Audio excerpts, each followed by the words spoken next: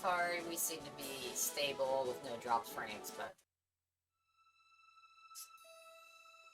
I'm treating tonight's show with kid gloves, so bear with me. After last night, I'm a little bit nervous. I just want this to go well.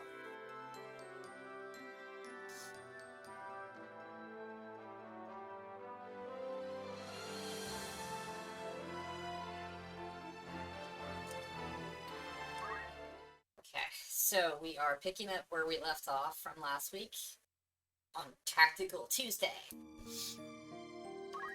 We are right at the beginning of Chapter 2.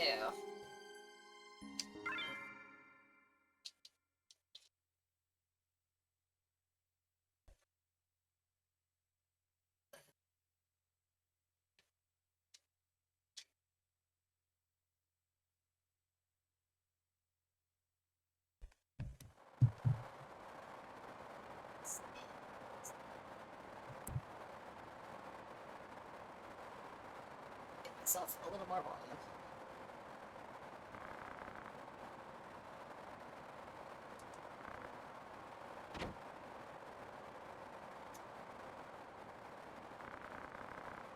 So this part of the story is really where the story begins. Chapter 1's effectively a big flashback. Ramza is telling the story of how things got to this point, and how he knew Delita, and so forth.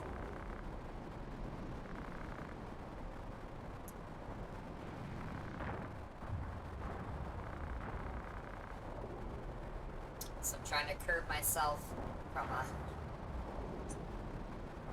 not scrolling through the text too fast, because usually I just blaze through it, because I read really fast.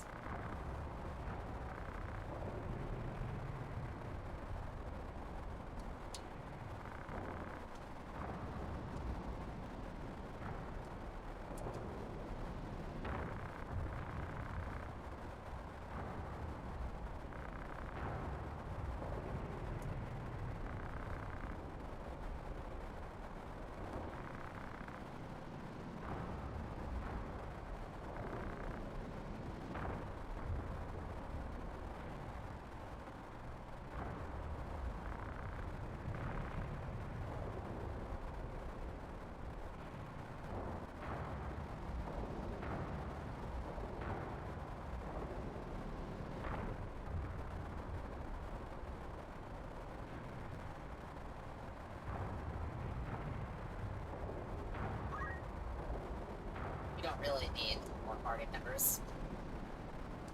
At least, generic ones, if you will.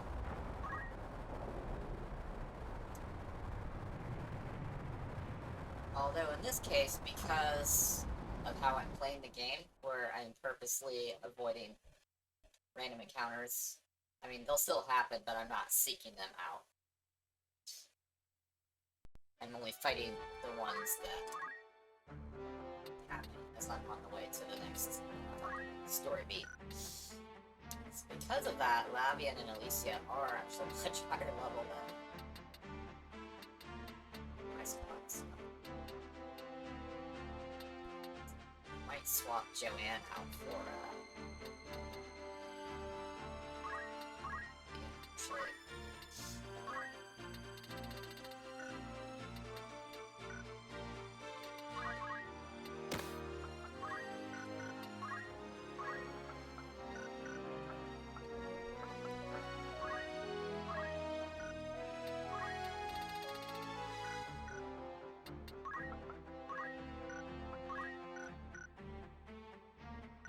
Or at least, yeah, you get time.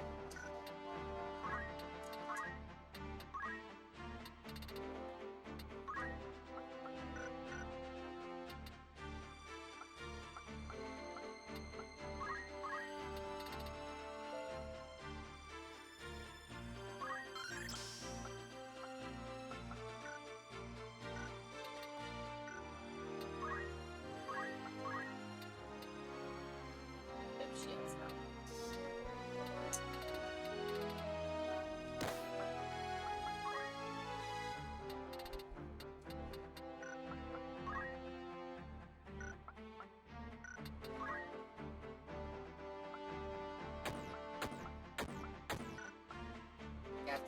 the punk is disarming him.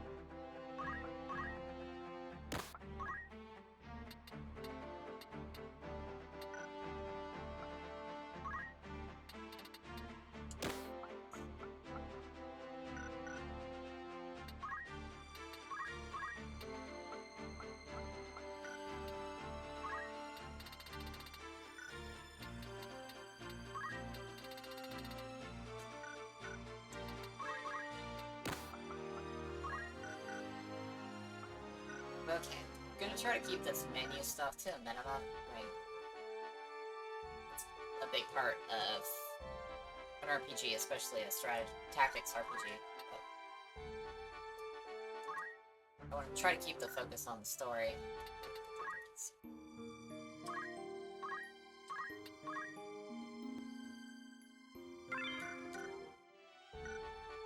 And the battles.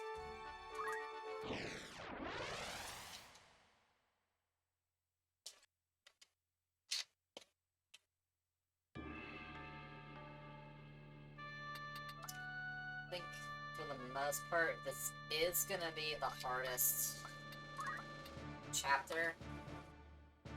Those of you already familiar with this game kind of know what I'm talking about at the end of chapter 2, so we will see if I end up getting railroaded.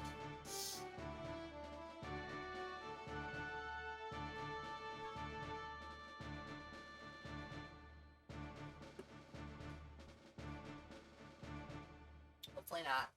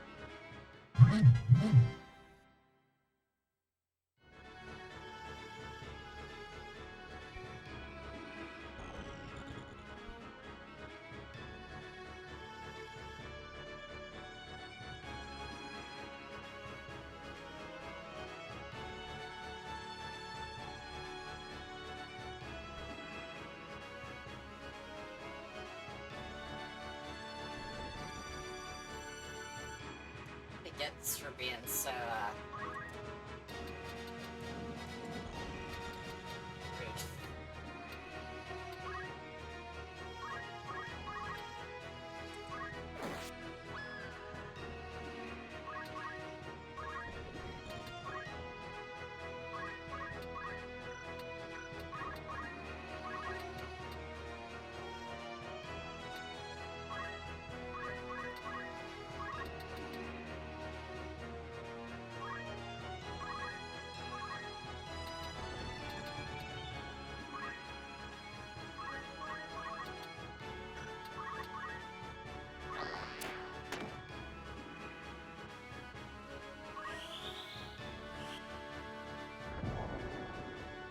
Too bad, so sad.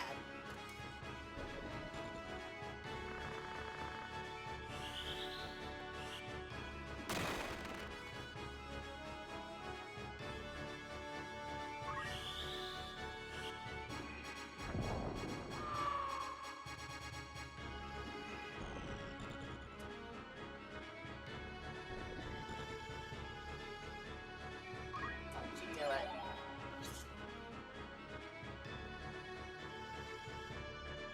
We wasted a high potion. I should have checked to see if we had that ability.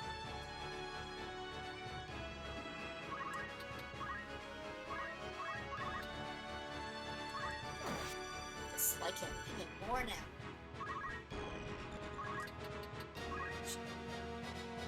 Should have talked to him myself.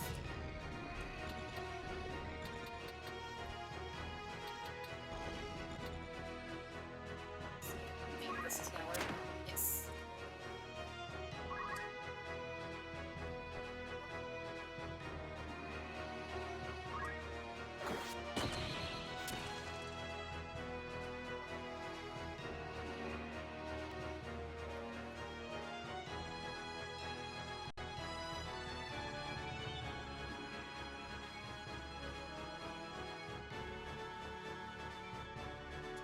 I did kind of set him up for that one.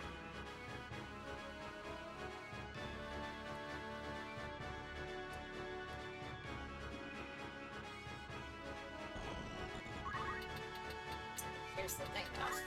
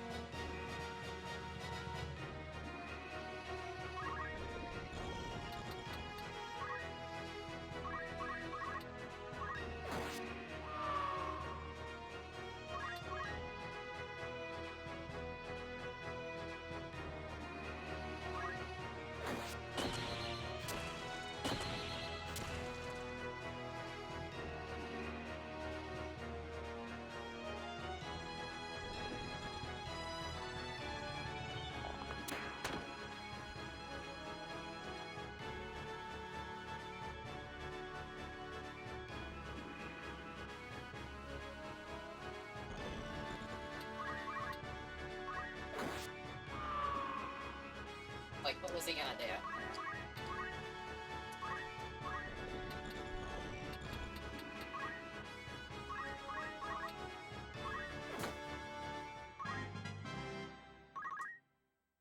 I like the sound that the stabs and rods makes.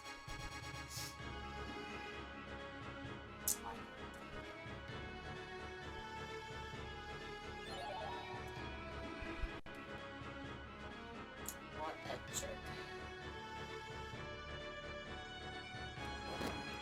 Gafgarian actually did something smart. How about that?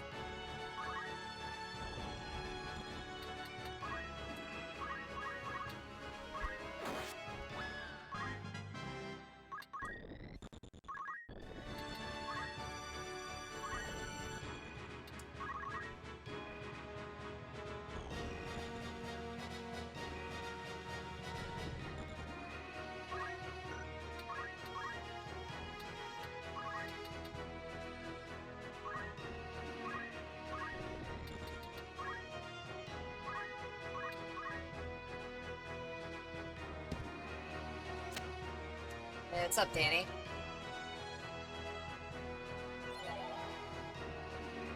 Hope you're having a wonderful evening.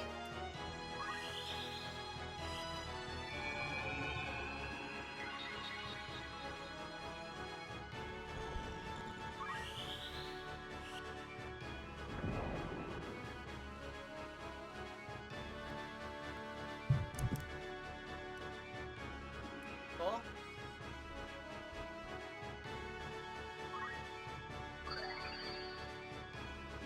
As long as you're having fun.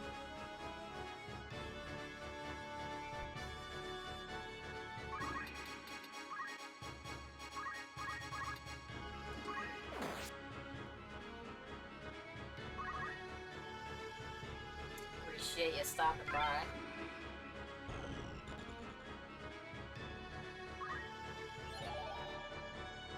This thief is driving me nuts with that charm.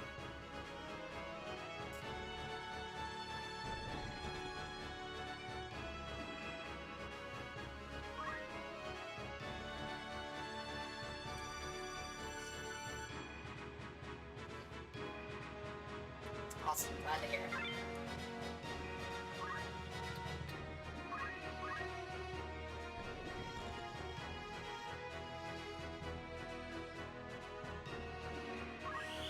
It's a better work.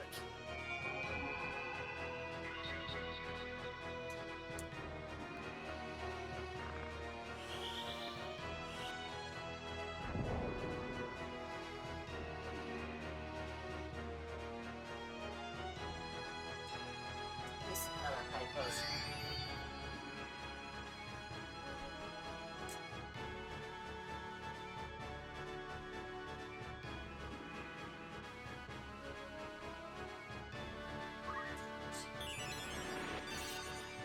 Charm is like the worst thing.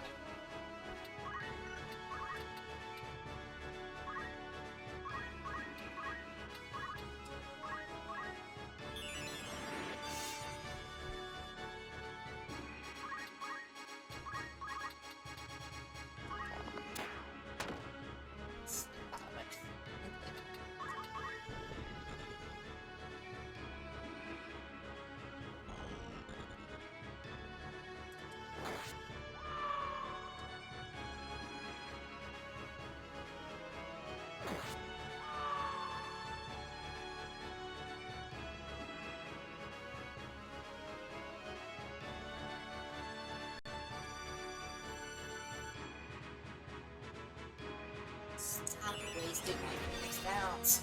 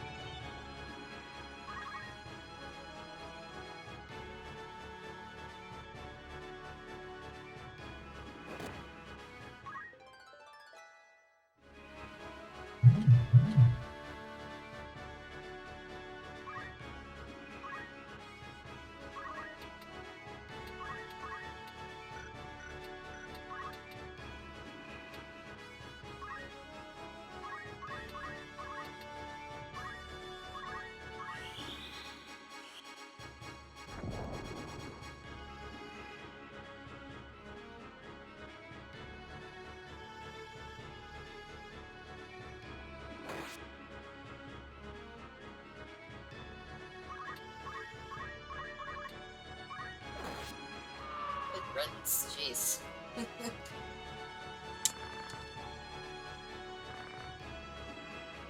I know, if I hadn't unequipped Gafgarian, probably wouldn't have wasted those items.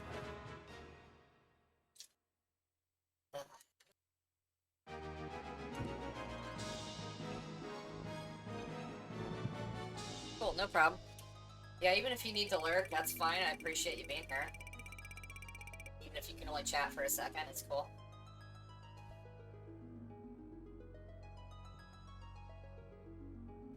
I make a funny face, there's like a cut on the inside of my mouth here, so...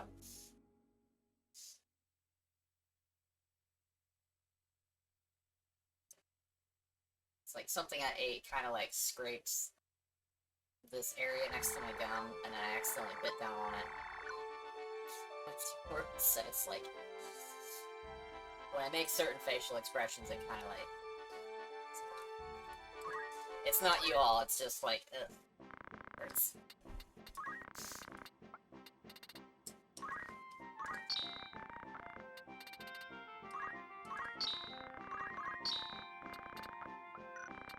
Okay.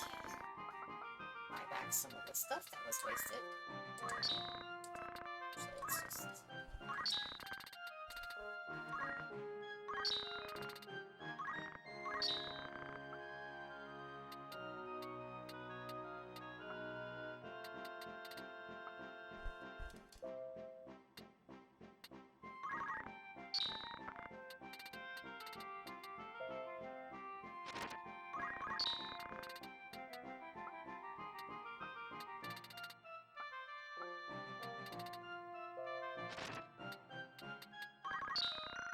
Okay. What's up, Lucy?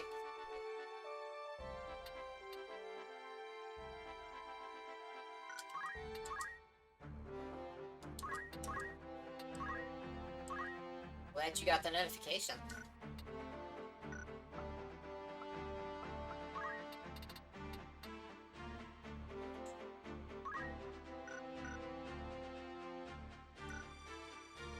You know what, it might be useful to just go ahead and make these.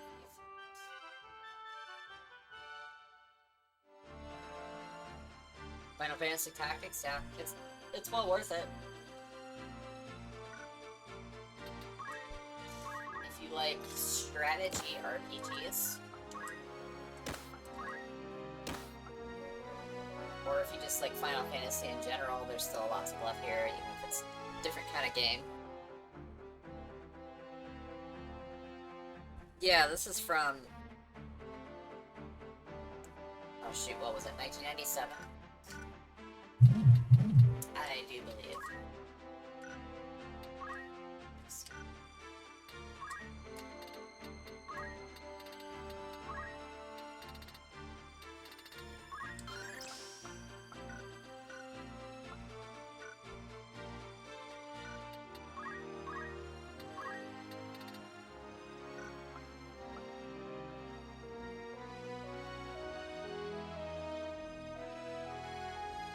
Yeah. I mean, this came out not long after. Maybe it was 1998. No, I can't. Maybe it was 98. Shoot. Getting the Japanese and American release dates confused, I think. This came out shortly after Final Fantasy VII. And Final Fantasy VII was my first Final Fantasy, as it was with so many others.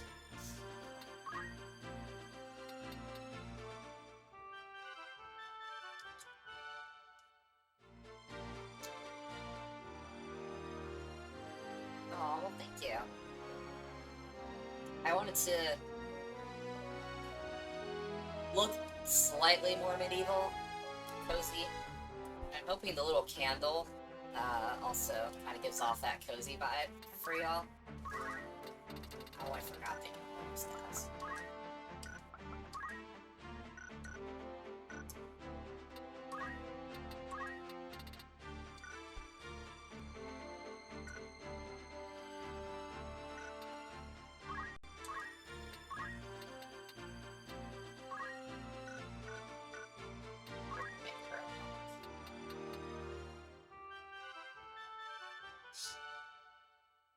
Yes, I appreciate it.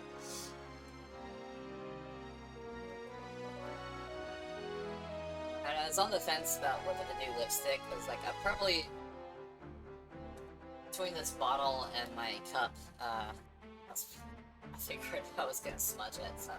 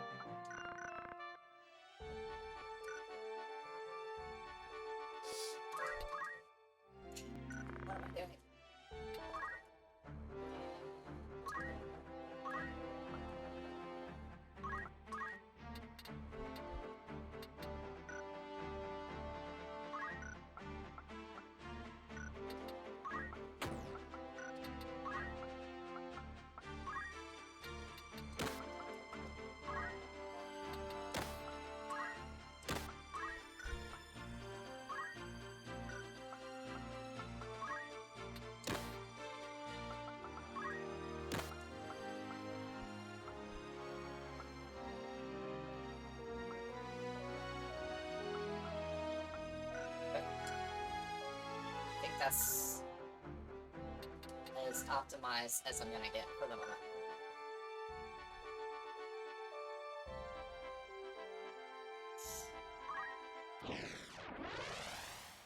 So, although I'm avoiding like grinding, like excessive grinding, you know, doing extra random encounters, I will allow myself to do like some minor grinding within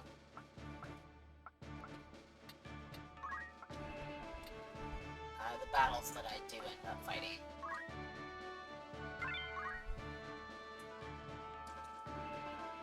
Try not to be totally unfair to myself, mainly just because of what happens at the end of this chapter. It's unpleasant.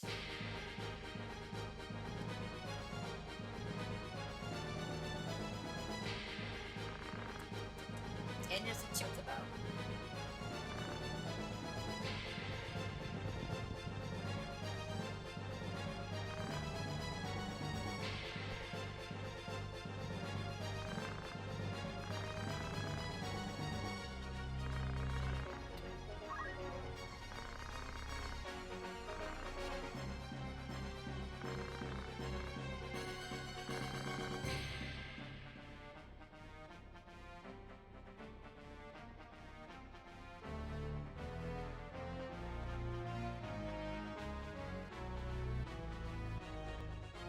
Just please don't get yourself killed, Loco.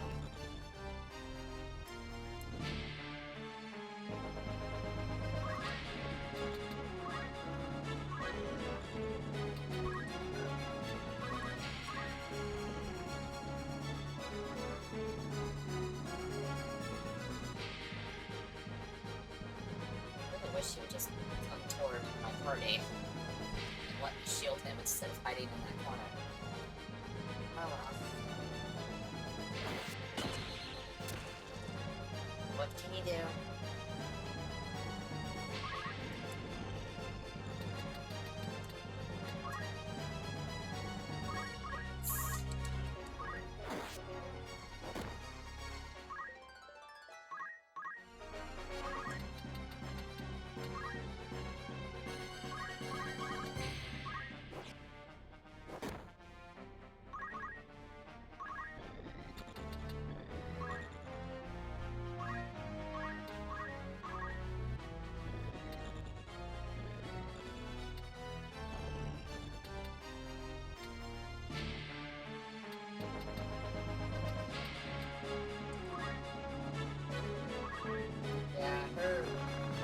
Faith was a problem for being a mage. But she has high compatibility with Bronza.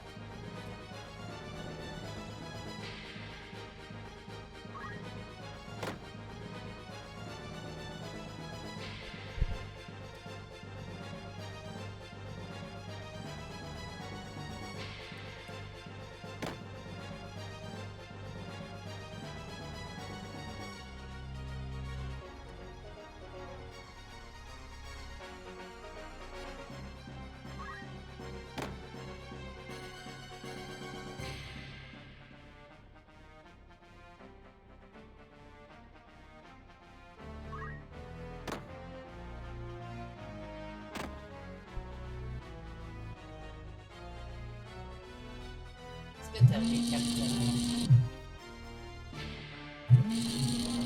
most of them away from Chocobo.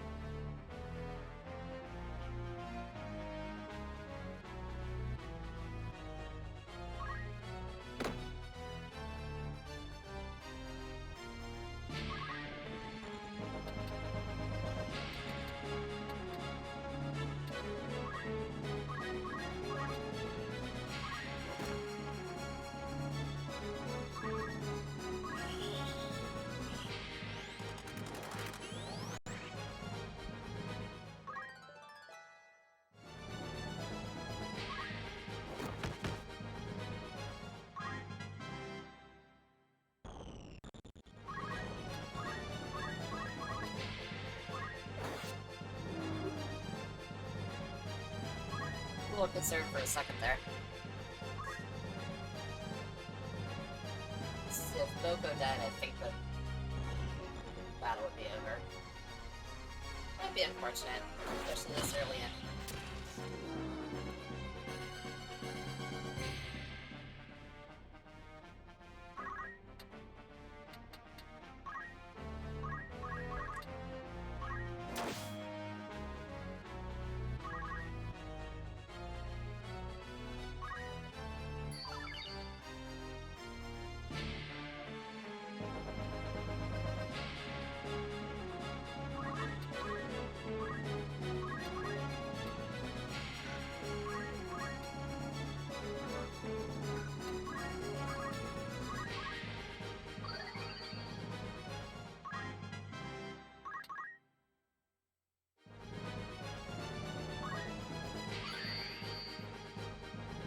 Should have taken his item ability away. Forgot again.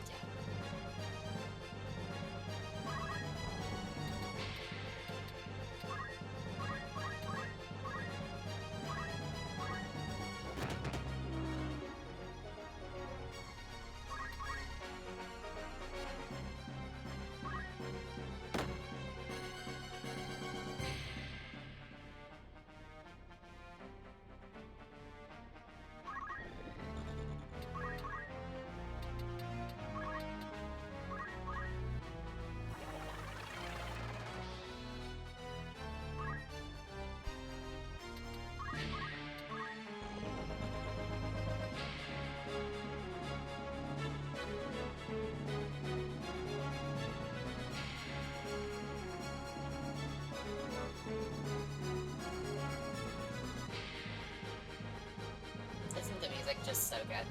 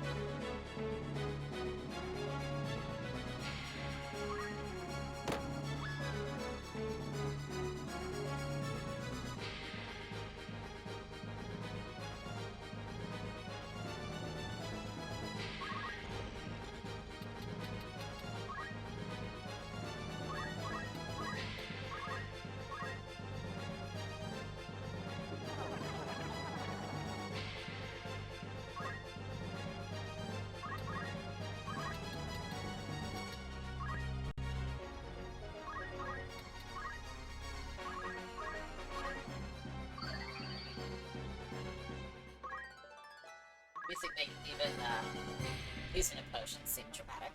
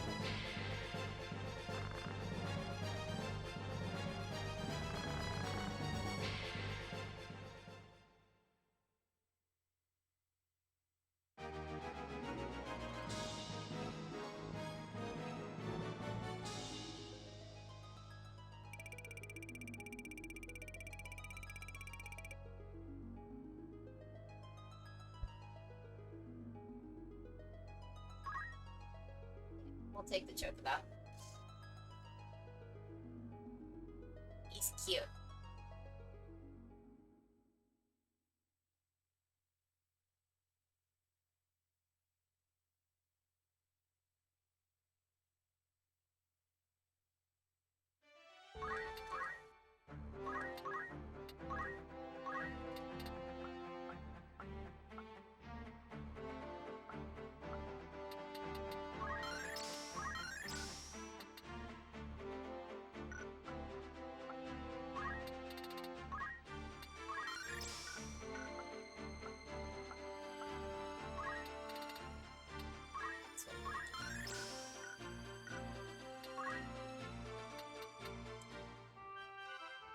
Summoners are awesome, and sometimes broken.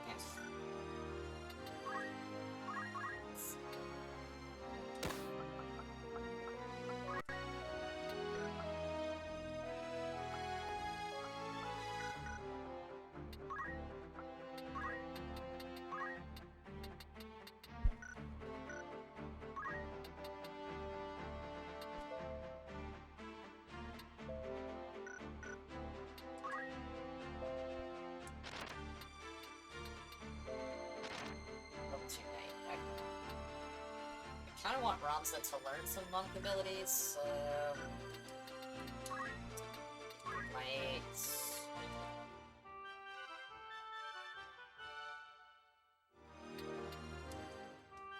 Would help if I select the right job.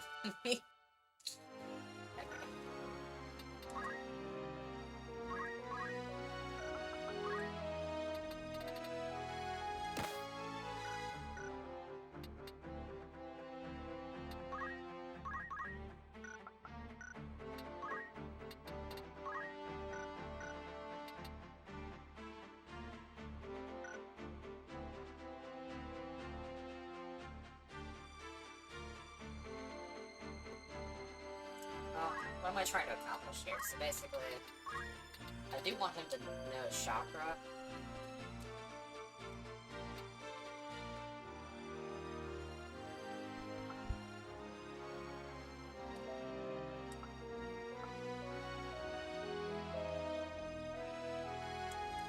Well, for what I'm thinking, for the battles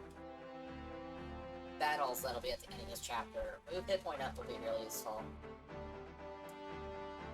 Hit point restore might be a good one. That's my angle.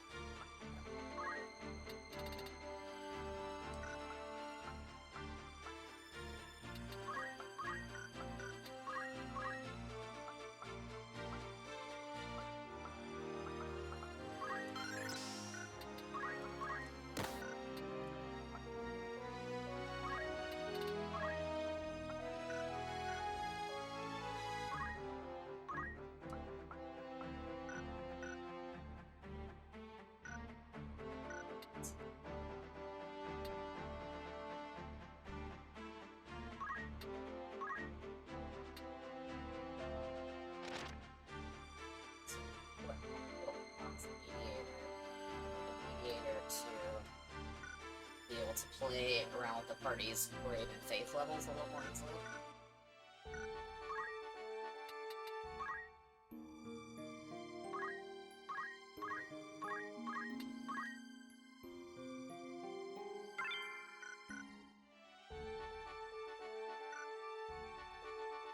This battle's awesome.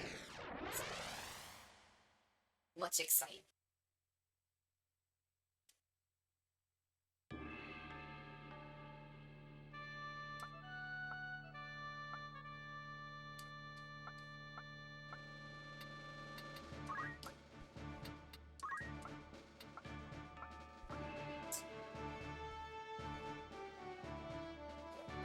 Ethan or the Chocobo.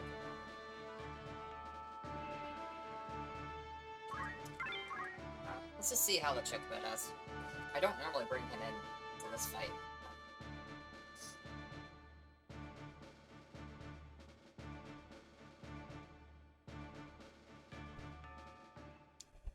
So good.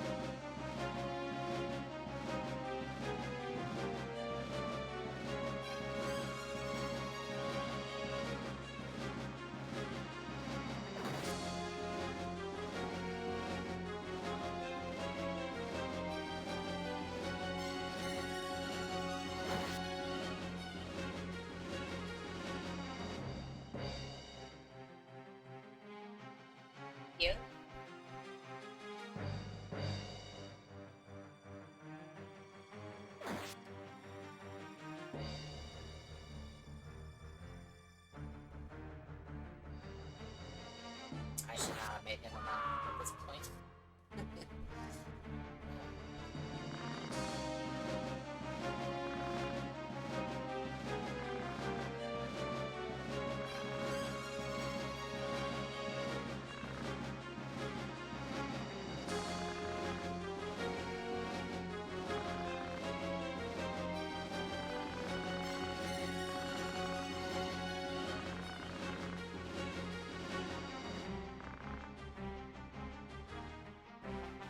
Agnes.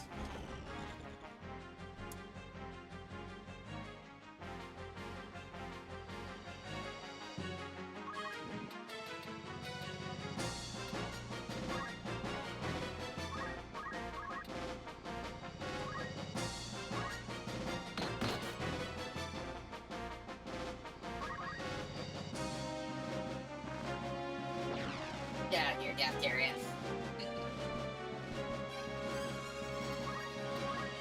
Fire up the chocobo.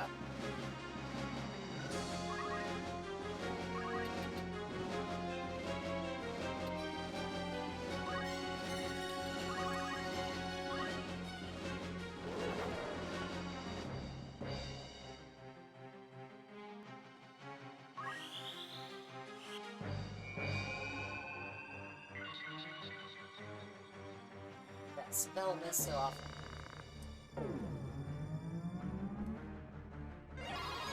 Irritating.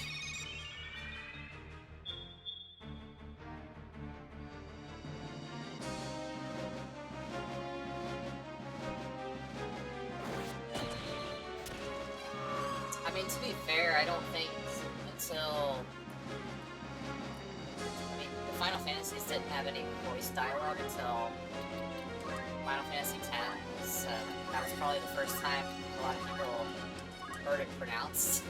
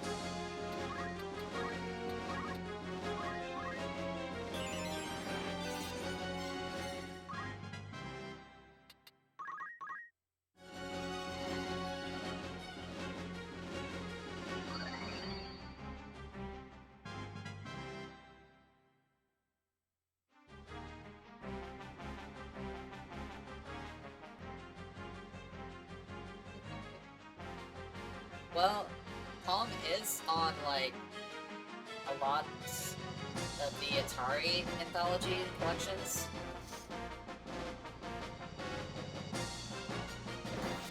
So if you didn't want to have to get an old version of it, you could grab it pretty easily on PS4, Xbox.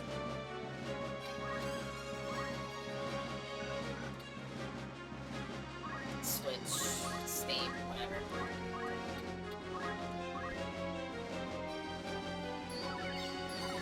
I mean, I feel the same way. Like, there's stuff, obviously, that I wish I'd kept. Like, I kept some.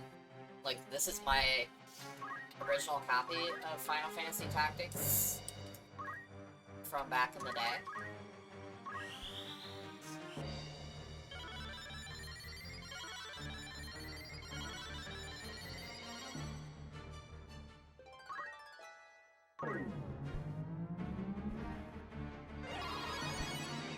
kill.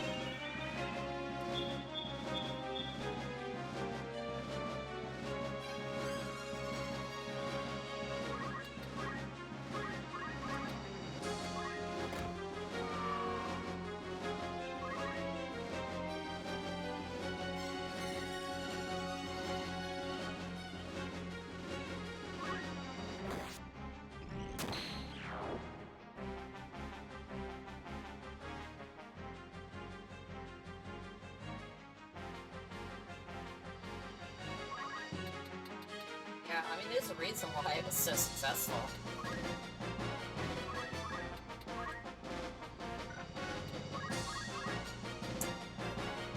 It was simple, but a lot of fun.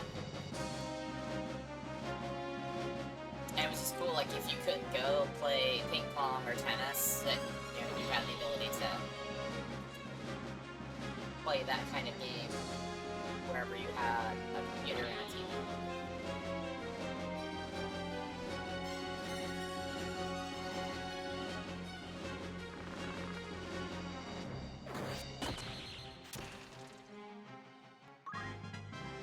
I'd still play Pong over a lot of other games. Just saying.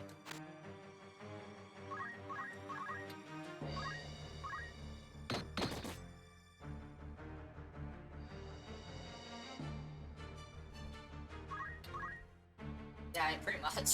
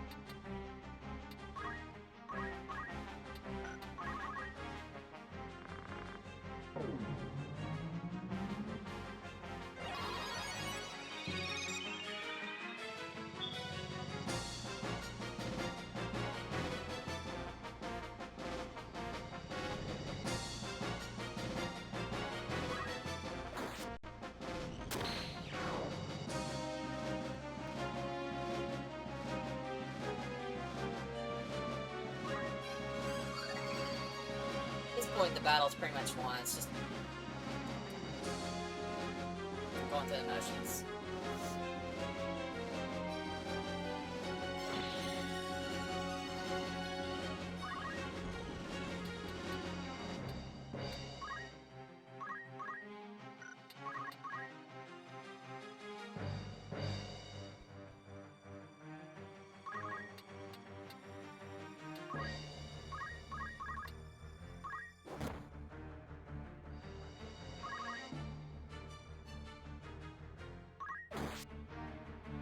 Weapon to break.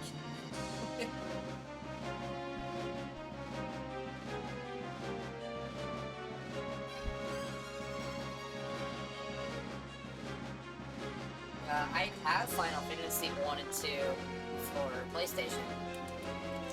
I've played some of the first one, but I need to actually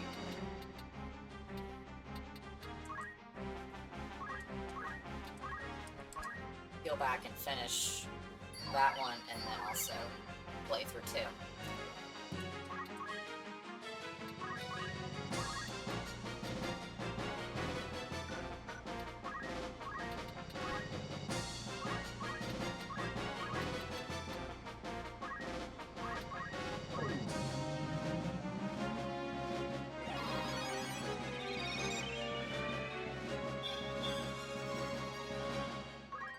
Which I'll probably do on screen.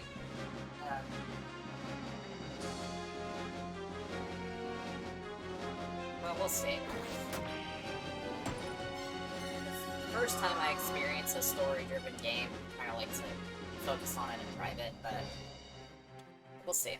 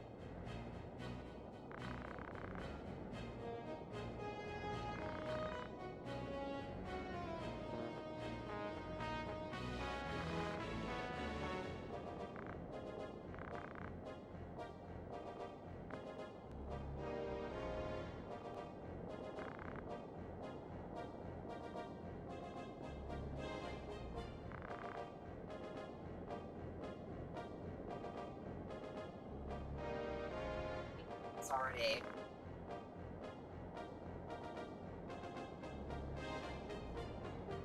Dead, as far as we know, but I think it's like her body saved him from the explosion at Fort Zinkton. Or if she was barely alive, then she still saved him. Poor Teta. I think she's Tetra in the other translation. Don't quote me on that.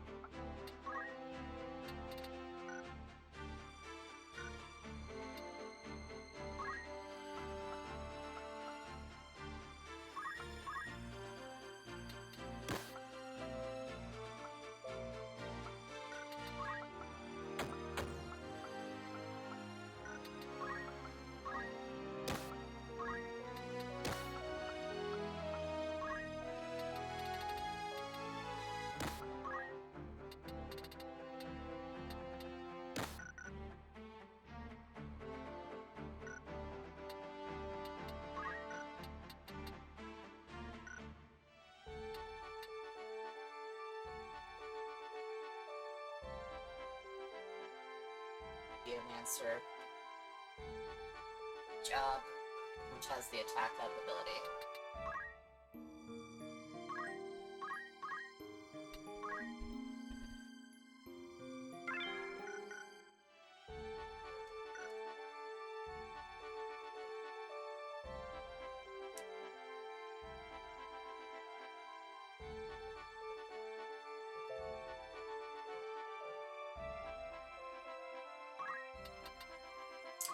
You know what though, that being said, I think I need him back as a squire for this battle.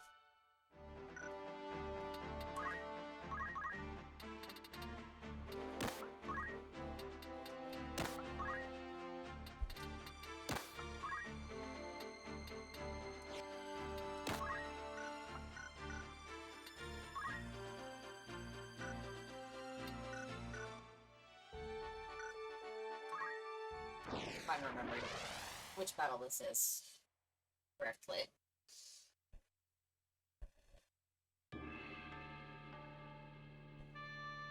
Yeah, it's this one.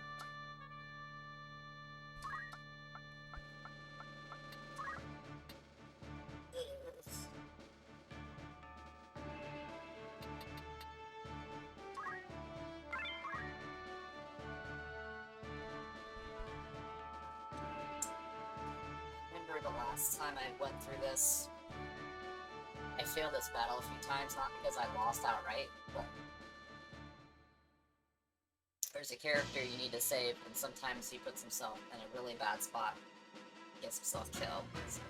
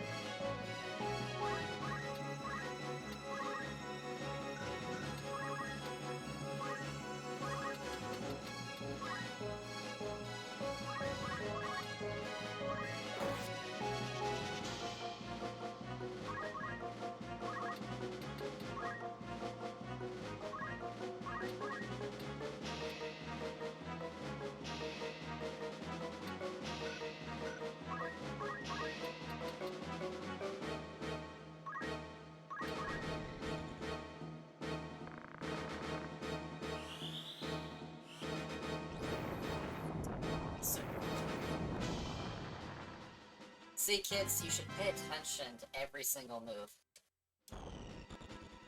You can wait to look at the chat window. It's your turn.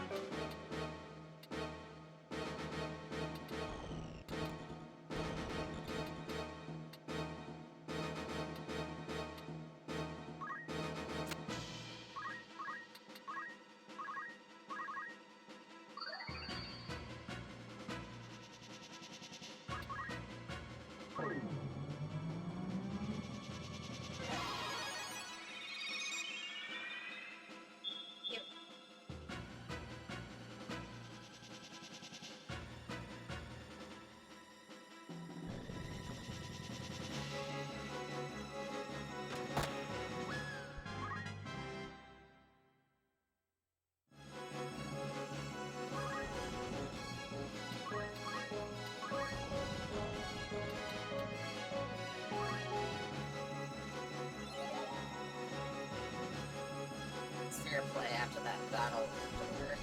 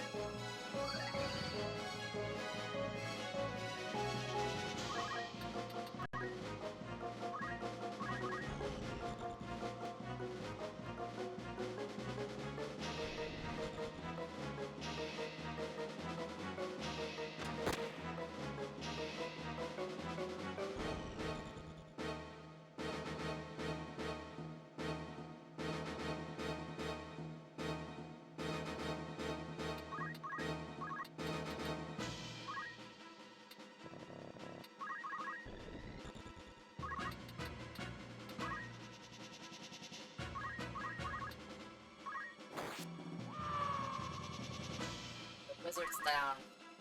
Should be a matter of cleanup.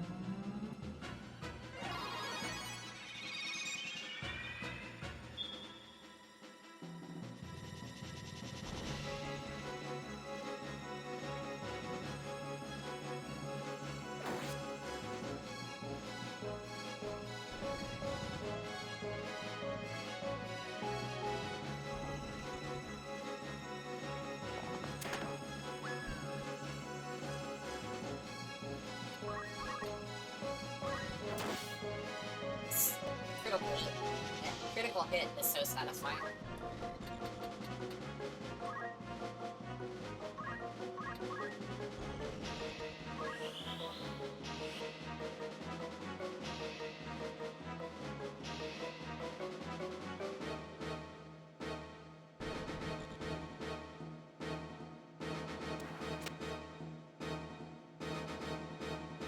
Yes, he's smart in this battle. I love it. That's exactly what I would want.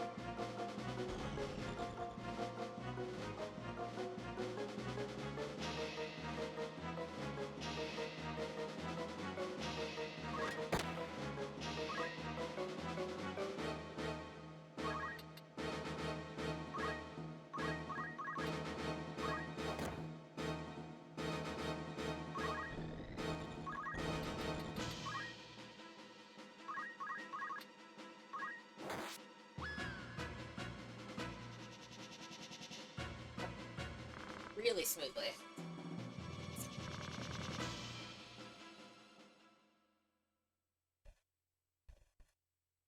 Very pleased with that. Stadio is really smart this time. Appreciate that. It's like, help me help you.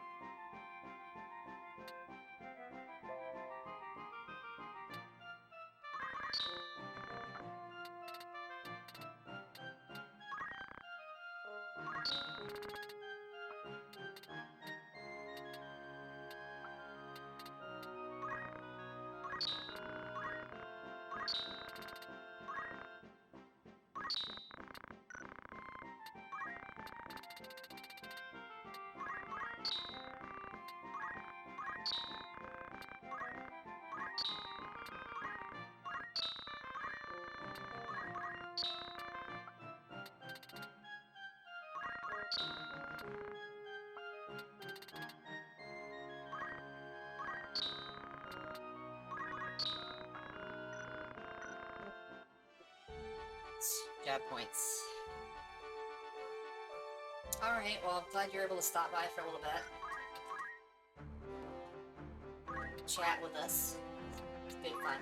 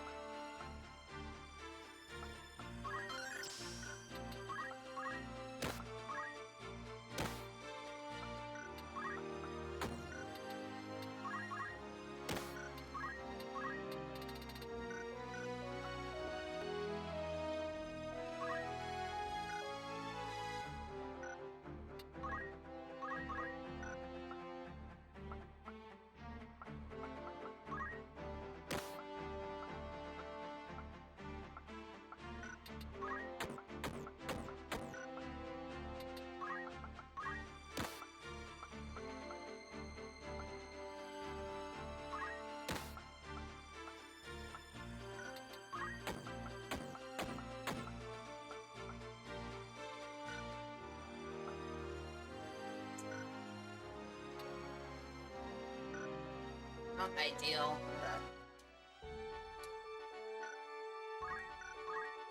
let's get rid of some more of this old inventory.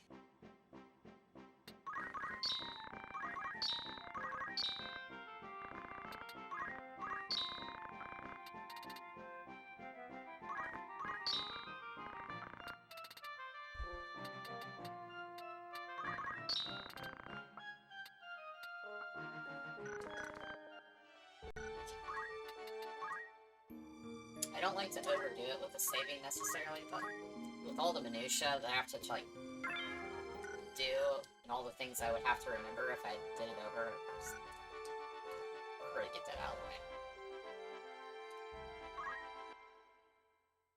Except I forgot that there was a cutscene. So if I reload this save, we'd have to watch the cutscene again. But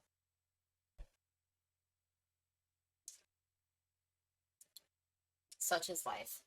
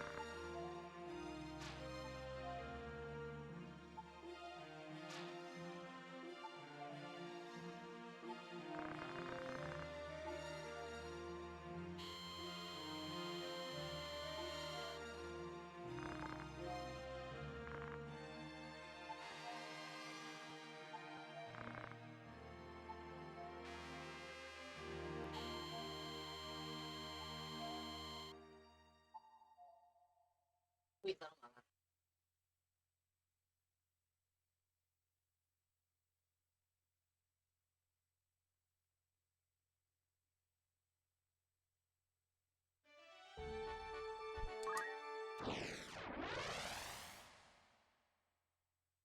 No, what? I'm such a goofball. So I was thinking about,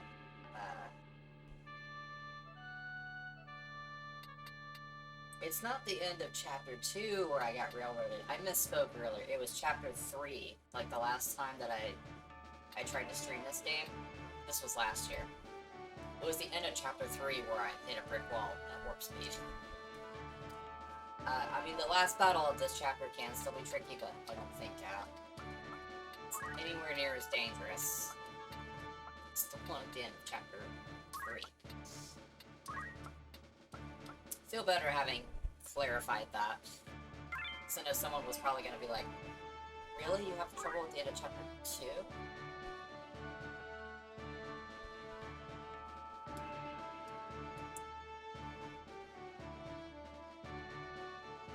After the kind of week I had last week, very busy weekend, very stressful yesterday.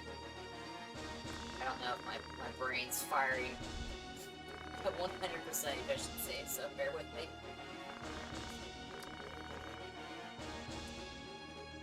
Hopefully I can still be entertaining for y'all.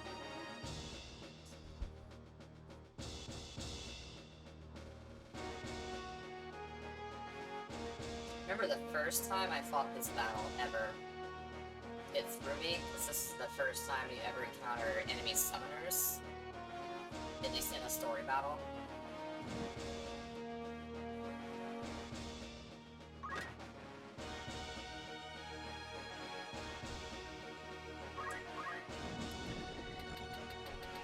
So if you go charging headlong and attack the archers right away, you can get punished or cheese your legs.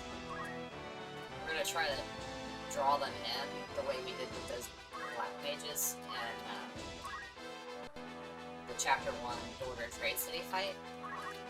We're gonna speed up our summoner hand.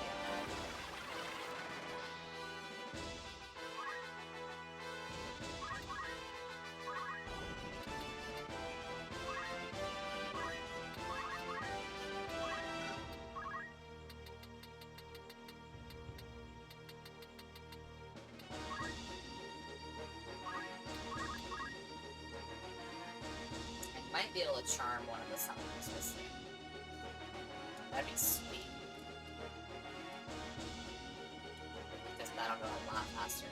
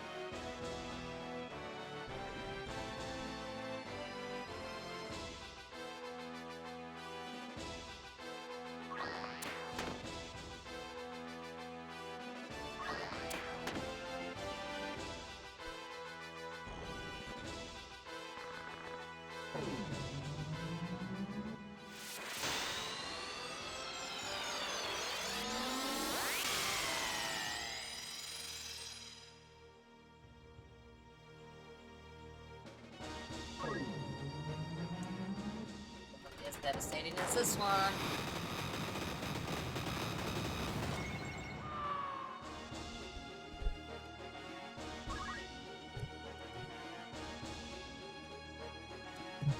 Yes, it definitely takes a lot from Tactics Ogre.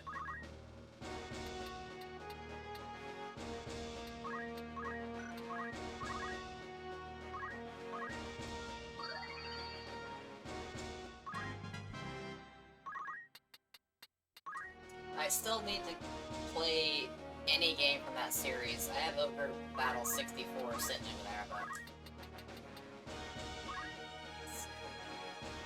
taking a big risk with my feet here.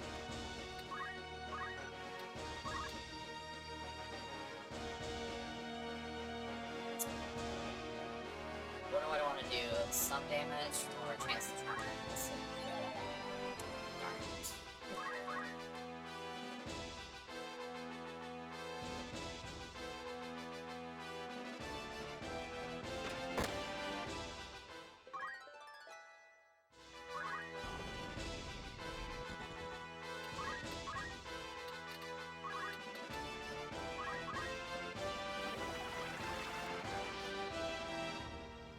Yeah, and I also want to go back, because I've only played just a little bit of Vandal Hearts, so I also want to go back and give that a proper go. I missed so many good strategy RPGs.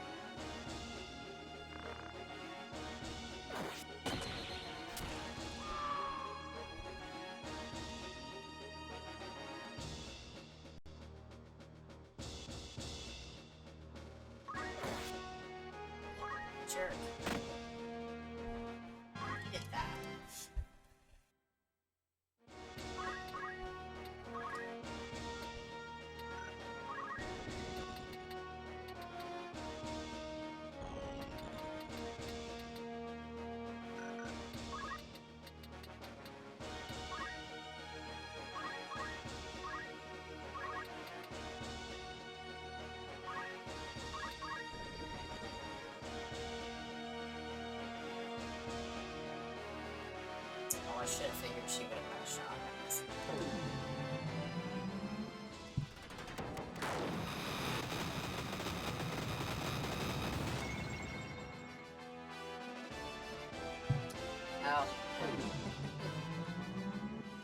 won't.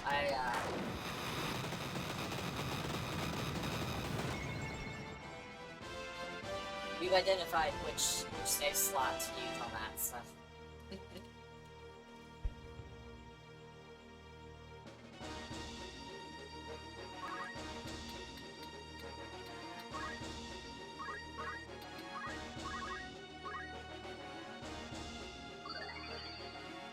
It is weird though, like... I mean, I know Nintendo 64 games were never, like... had huge storage capacities, but... You would have thought for the designers to be like, this is a big game. People are gonna need to save a lot, like... And only giving you 2 save slots? I think they'd been better off letting you use the, controller pack memory card.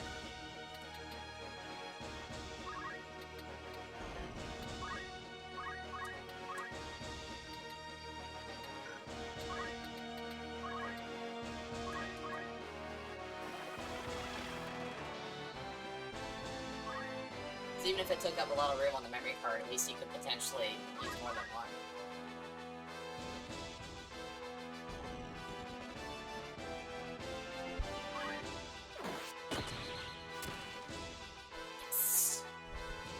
It's in the bag now. Hey Dan Brew, how's it going?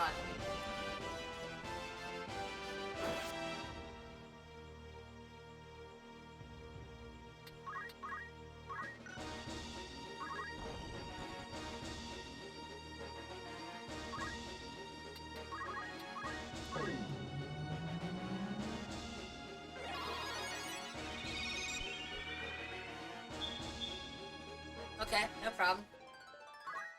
Yeah, appreciate you stopping by, even just for a little bit to chat. Lurking is okay.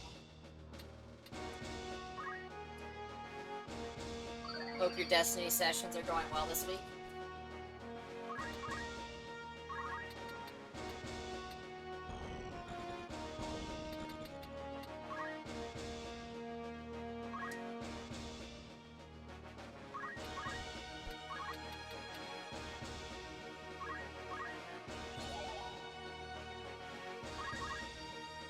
I know that was pointless, kind of, because she was stopped, but... If it landed, I still would have gotten snakes.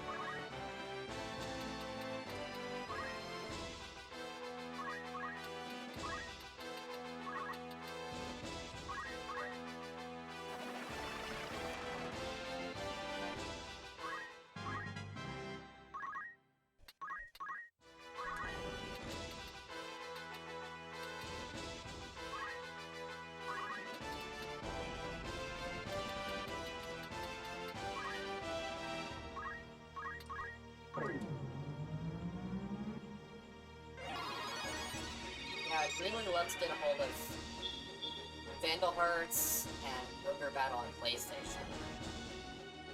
And then PlayStation Ogre Battle is a lot like this one.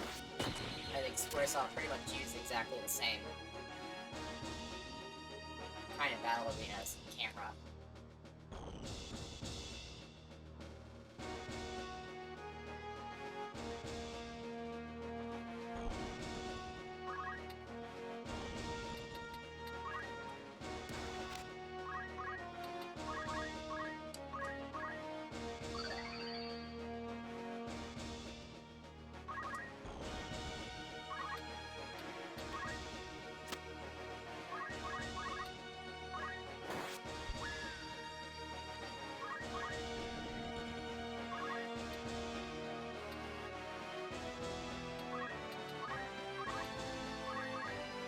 Doing it for the XP.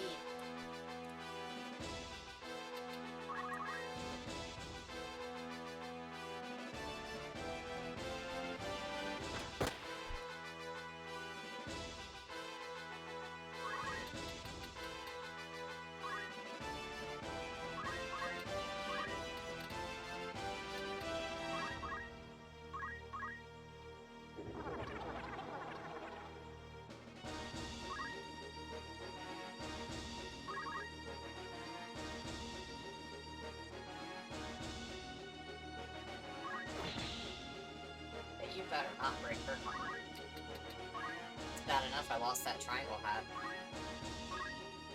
It's unacceptable.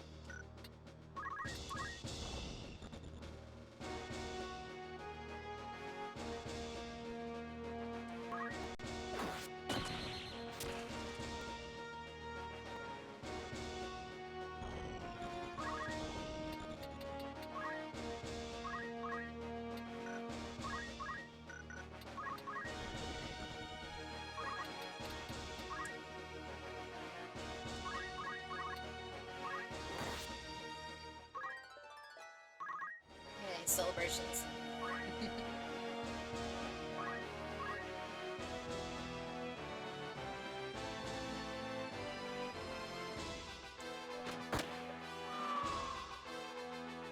That went really smoothly.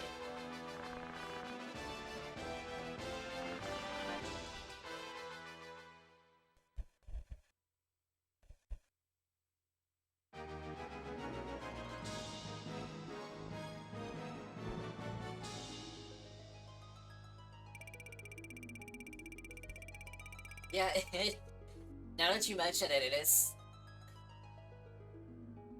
along the same wavelengths as the Wilhelm scream. Yeah.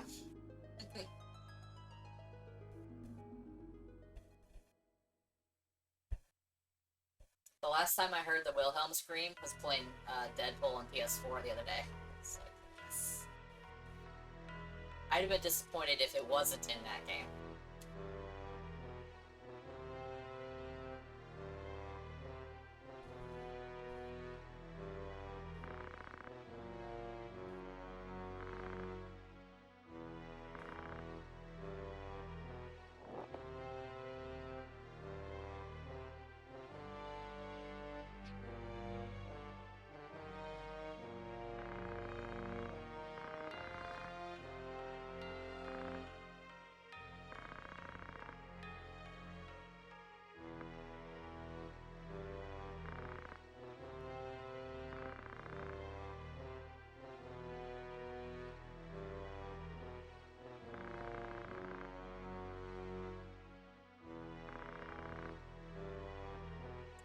Well, 1 or 2, but especially Vandal Hearts 1 is the one that I played a little bit, and, like, would definitely like to get further in that.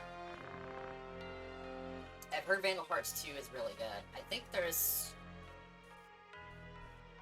I'm a little foggy. I want to say there's more in the series than just that, but in the moment I'm forgetting.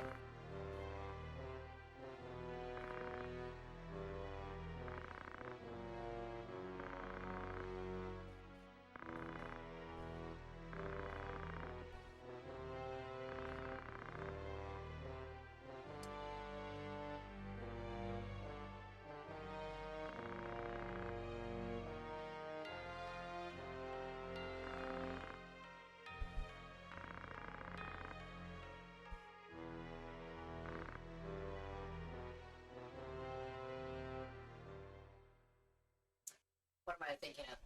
There might have been a Vandal Hearts spin-off, or maybe it was some kind of a remaster on PSP, I want to say. Or maybe it was DS, or both. It's when the DS and PSP were in their prime. There were a lot of RPGs, and tactics RPGs especially, made for them.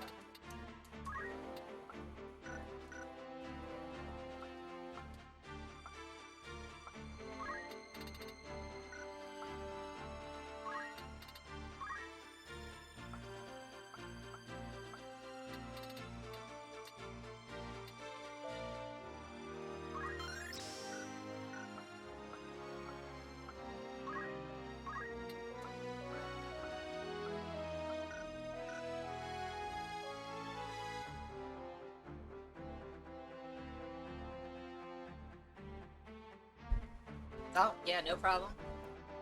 Once again, lurking is fine. Firefly is important. Yeah, you cannot,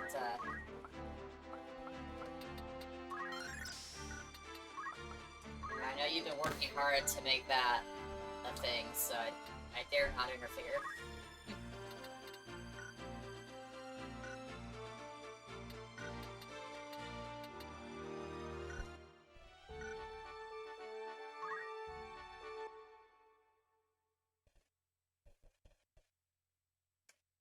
I'm overdue to have a rewatch of that series myself. That's now that I think of it, it's been probably a couple years.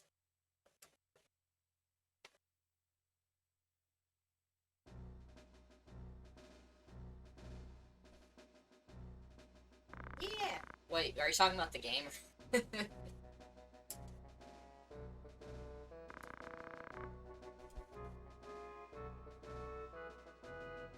Okay. 'Cause that was 1 week ago, and I'm like, so much has happened in that span of time that I'm like, what's he referring to? Is it the game?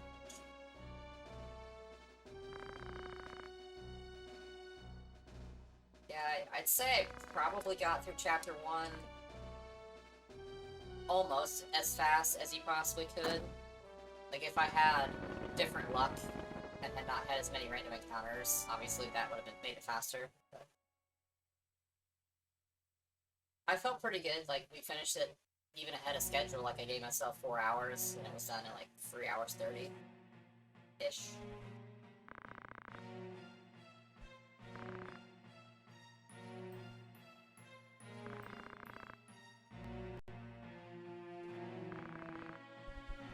Not trying to speed run necessarily, I just wanted to make the game more challenging than it usually is for me.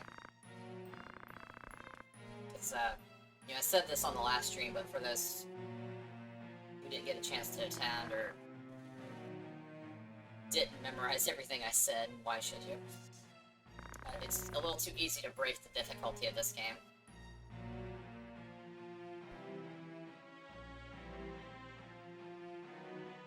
Level 100? Well, level 100 without using Thunder God Sid. Maybe.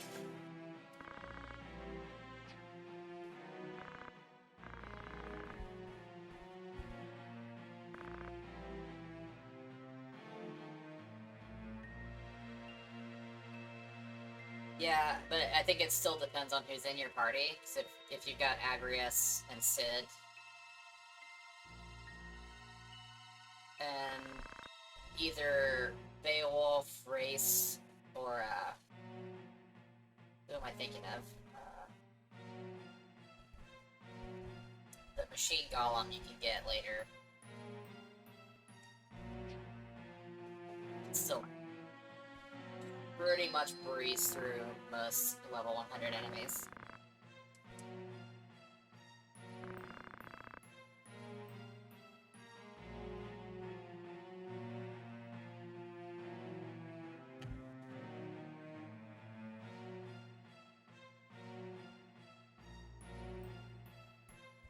Well, there's that too. Like, yeah, there's a lot of ways to break it.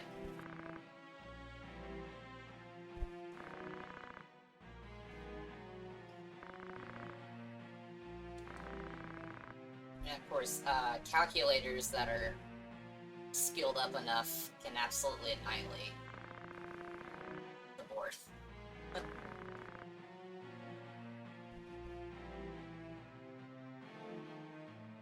Especially if you're at the sweet spot where most enemies are a certain level, and you can cast like level X death. It's like,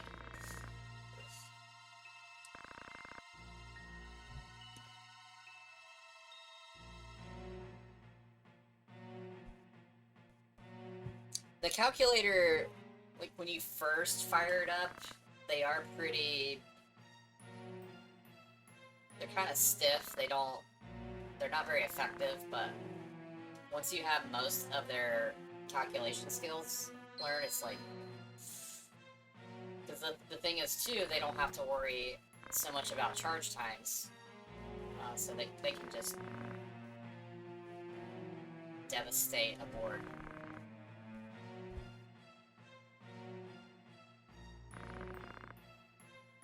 I mean, they're probably not as broken as using Sid at full power, but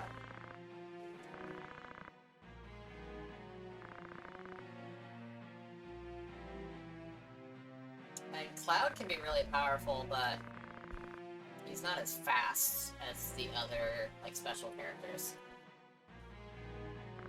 Like, his best powers are often slow.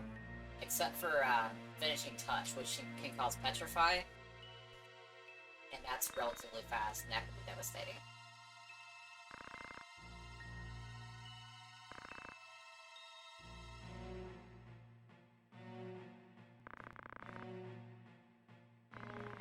Yeah, it's really, I just, like, adore this game, and it's mostly so well made and so polished. It's just, again, I just don't think in playtesting enough thought was put into, like, oh, how could this break the game? How could this make it too easy?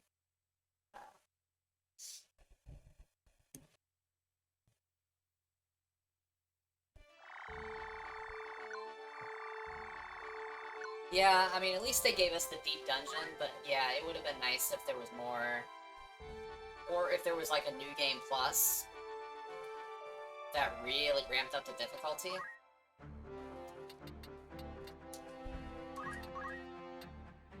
am I doing? I already leveled this stuff up. Any new stuff?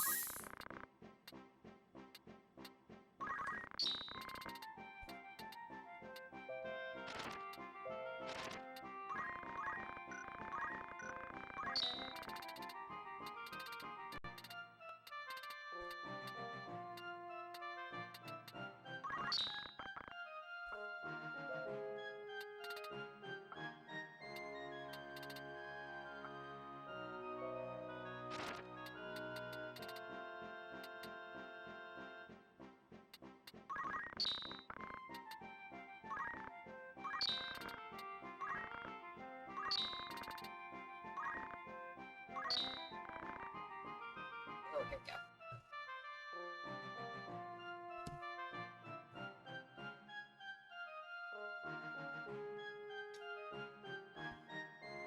Yeah, and that's okay, because, you know, I think at a certain point, Squaresoft realized that Final Fantasy was going to be a lot of players' entry point, especially in the United States and Canada, and I guess, well, Europe and South America, we'll throw that in there, but I think especially the States.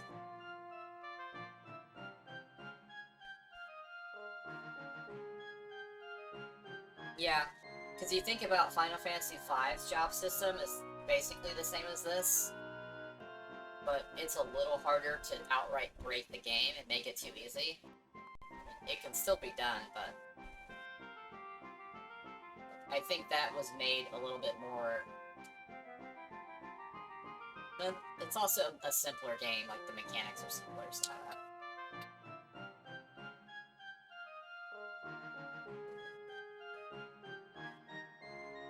Yeah, that's okay. I mean, there's nothing wrong with kind of realizing, like, hey, maybe we could be the more approachable RPG, or the RPG for people who don't really do RPGs. You know, Final Fantasy VII, it was my first JRPG, and I know it was for a lot of people. You know, it's a great entry point. Like, I don't think it's necessarily the best in the series, but it's a good first RPG.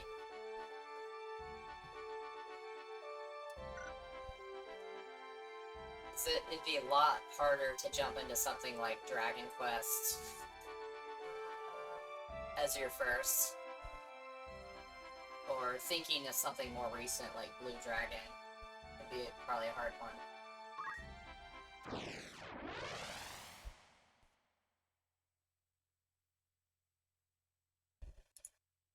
There's another JRPG series I'm thinking of that would be like a terrible first impression, but the name just like poof.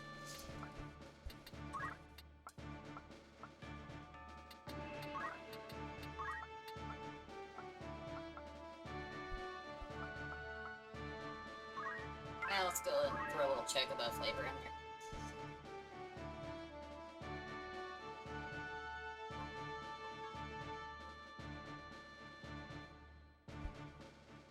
Oh yeah, I haven't played those, but I have some familiarity. Yeah, that would have been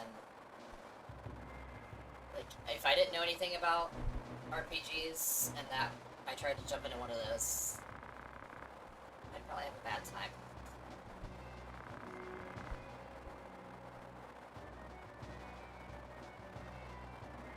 Yeah, if you played any tabletop pen and paper stuff, that gave you a bit of an advantage. Because, yeah, so many RPGs, for a while, were trying to mimic some aspect or another from Dungeons & Dragons. Or even if they weren't intentionally trying to, like, with the limits of technology, they tended to have a lot of overlap, regardless.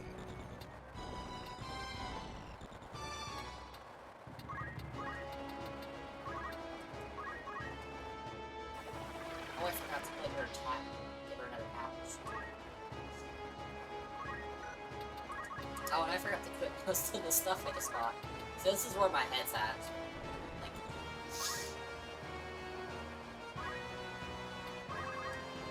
it's a good thing I'm familiar with this game. Otherwise, I'd be in trouble. I could just kill him outright. Most of these enemies with a Phoenix down, but we'll get some more job points out of it.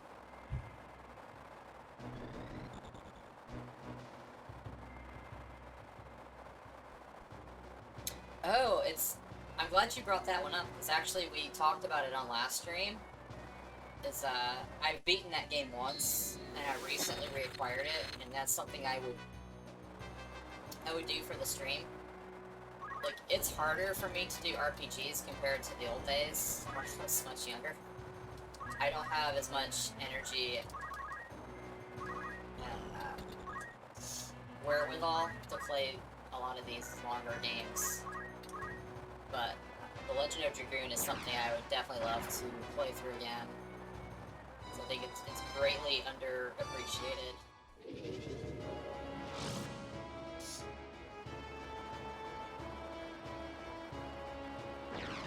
Yes. I don't remember. I want to say I don't think I beat the super boss. Like, I cleared the story and I cleared most of the optional stuff in the game, but I don't think I beat every optional encounter.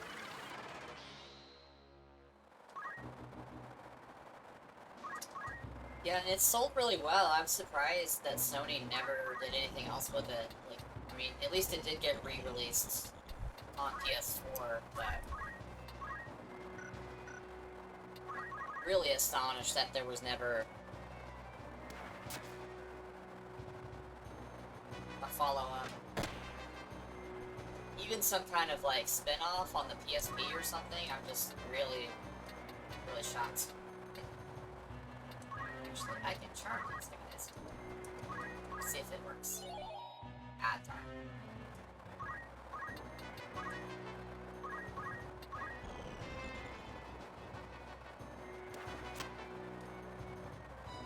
Sony put a lot of money into Legend of Dragoon, and again, yeah, it sold really well. So, I don't remember any serious criticism against the game. Like, it reviewed really well.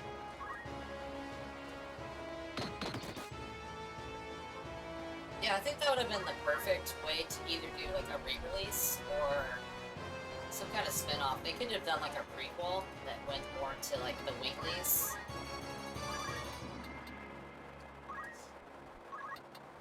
Maybe, like, their fall from grace. Or it could have been a story that takes place during the war against the dragons.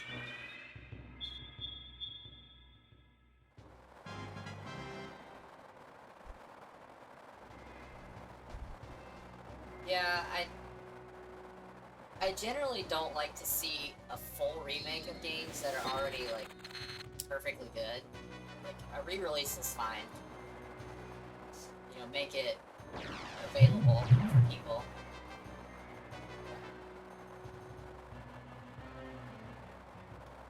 I usually only like to see full remakes for games that are horribly flawed in some way, and really just need a second chance.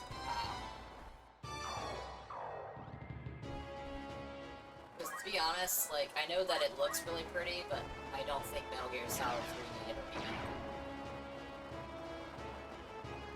maybe Metal Gear.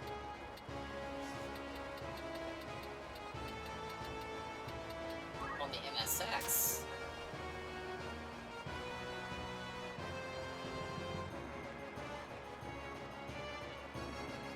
Oh, that'd be sweet. Yeah, Wild Arms, that's another series I didn't really get a lot of time with, but, you know, if,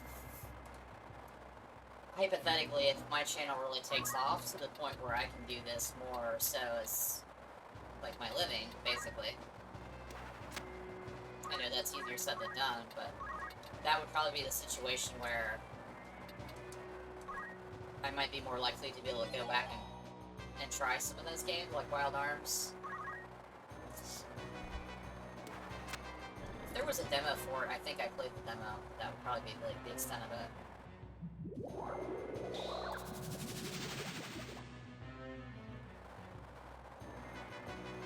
Yeah, same with Resident Evil 2. Like, I know a lot of people loved the remake, and that's fine if they had fun, you know, whatever, I don't want to take that away from them, but it's like Resident Evil 2 is already a masterpiece, and it's iconic, but also it was available on PlayStation, Nintendo 64, Dreamcast, PC, GameCube. It's like,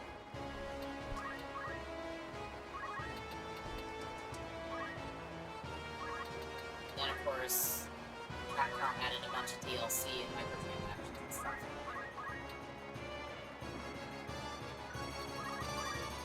I don't know about that.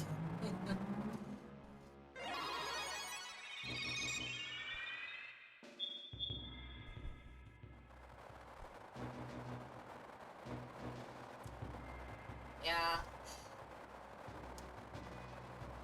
But, like, even this game is kind of problematic, because, you know, it was re-released on PSP, but then the translation was kind of screwed up. Like, on a technical level, it's a better translation, but it was kind of pretentious and overdone.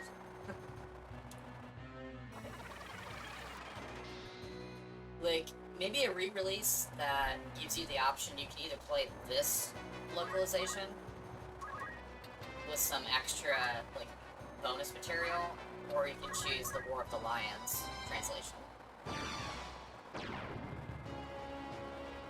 Yeah, it adds some extra stuff, and in some ways it's a more polished product, but the translation kind of hurts the story, in my opinion.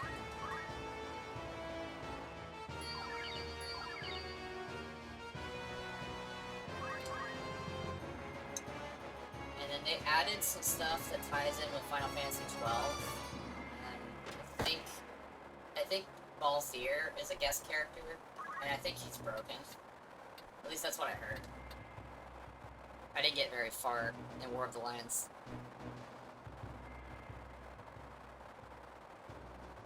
I think that was changed as well.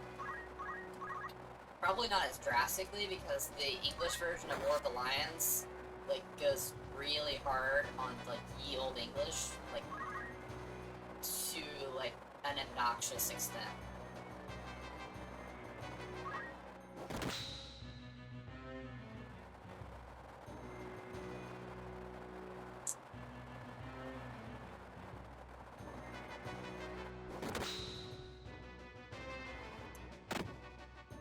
Yeah, kinda like that.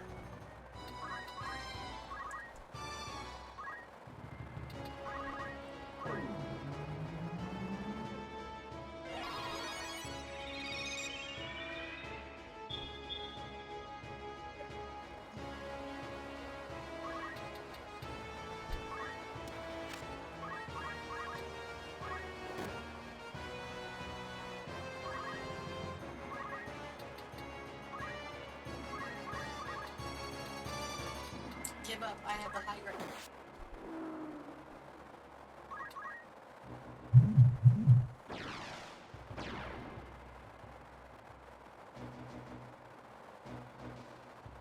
Floaty ball.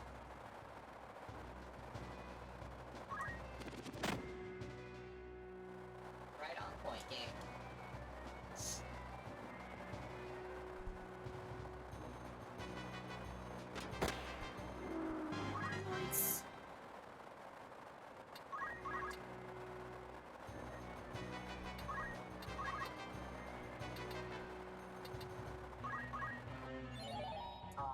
wanted to charm a floaty ball.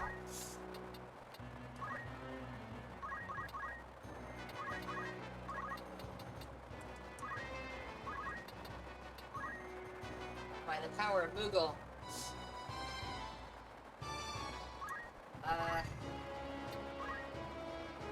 No, it comes back to time and energy.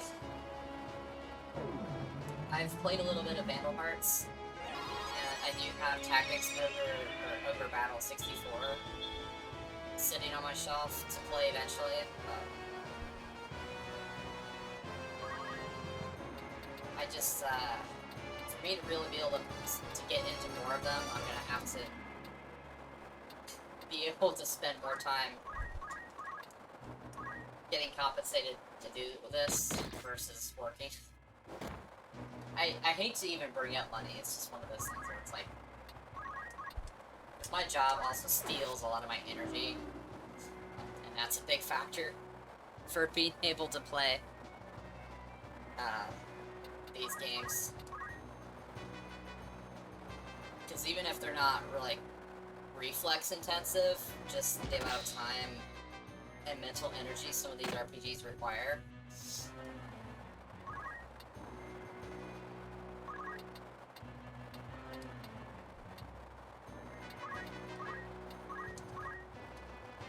You know, it's different for me popping Sonic the Hedgehog in and just blasting through it in an hour. All that, so...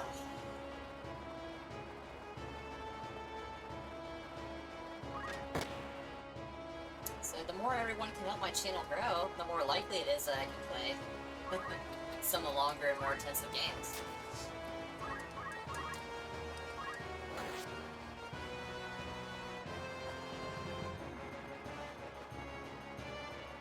Yeah, it's not so much physically demanding, but very much mentally.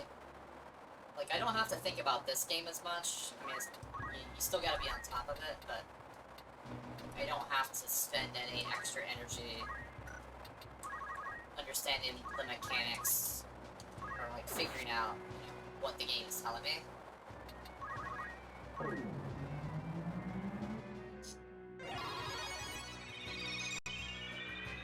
Yes, and Shining Force is one of those things I'm a little frustrated with myself. I knew of its existence in the 90s when I had Sega Visions. Like, I saw a feature on Shining Force 2, and of course I saw a bunch of ads for it too. I was like, this looks awesome! And this was before I'd ever played Final Fantasy. I didn't really understand what kind of game that was, but then it just passed me by, and then it never clicked for me that when I played this, that Shining Force was, you know, the same type of game. So now I do have access to Shining Force on the Sega Genesis Mini and the Sonic's Ultimate Genesis Collection on PS3. I don't like to play on emulation if I can help it. But I do technically have them, so I think that might be my next undertaking, is to do at least one of the Shining Force games.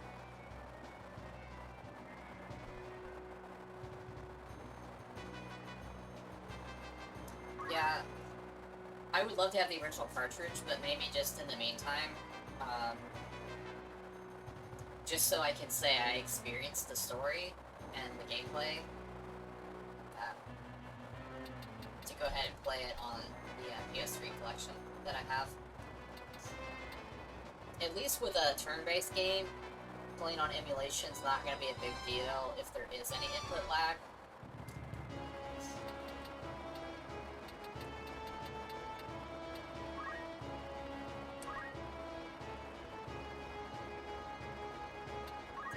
Yeah, and on my channel, Tuesdays are Tactical Tuesdays, so you know, I'm already thinking ahead. Like, after Final Fantasy Tactics, I was thinking of doing Command & Conquer, but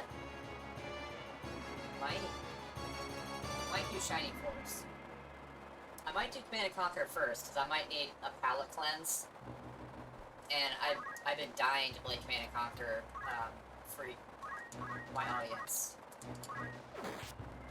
But, yeah, so that might be what we do. Got some brain cells firing here.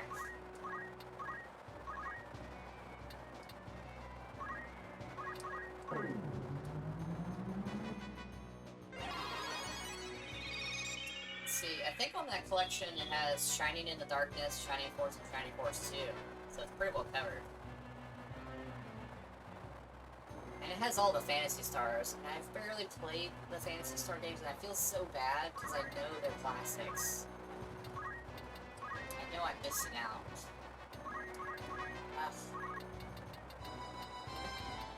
So much good stuff.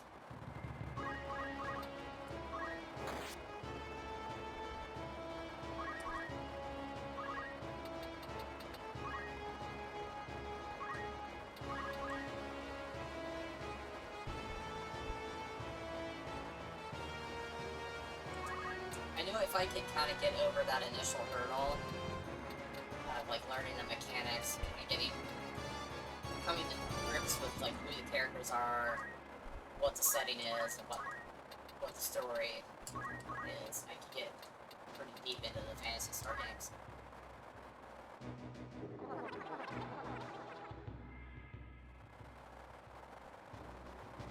Yeah. Games that require a lot of grinding, that's probably gonna be the hardest thing for me.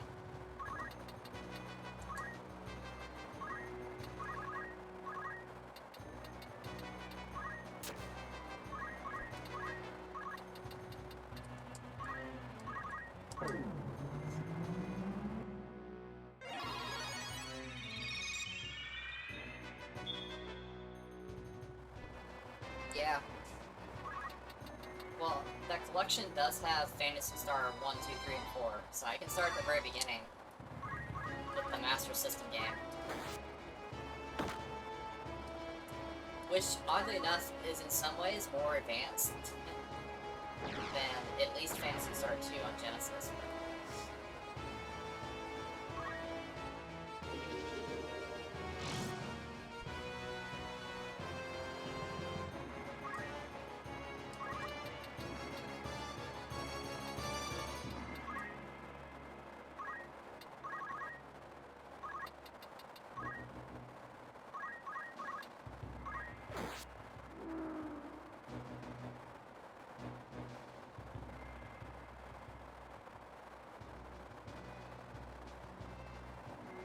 I appreciate you not spoiling anything.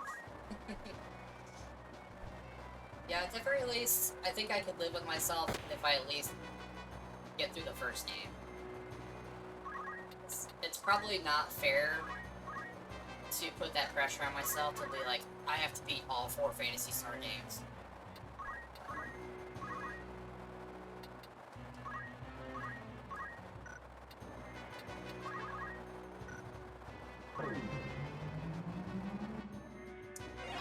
Because it was on the Master System, I would have to venture that Phantasy Star 1 is not as long as its sequels anyway.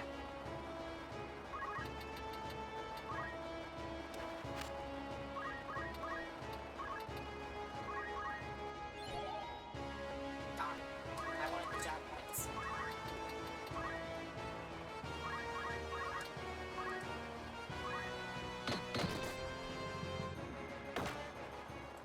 You missed.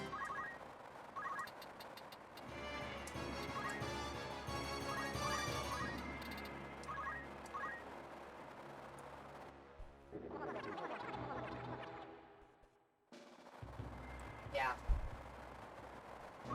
They have great music too, and that's a big part for me, is that if the game has great music, especially on the Genesis, then definitely keeps me hooked.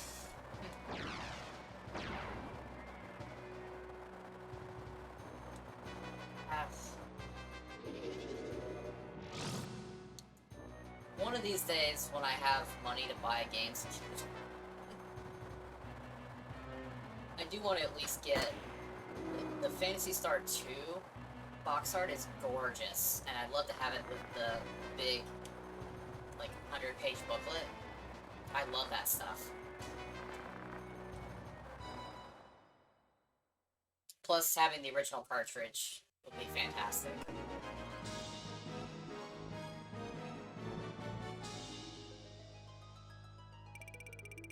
But especially with RPGs, I love having the manuals, and so many of them have such gorgeous box art. And usually some really full promotional material, too. It's like, oh.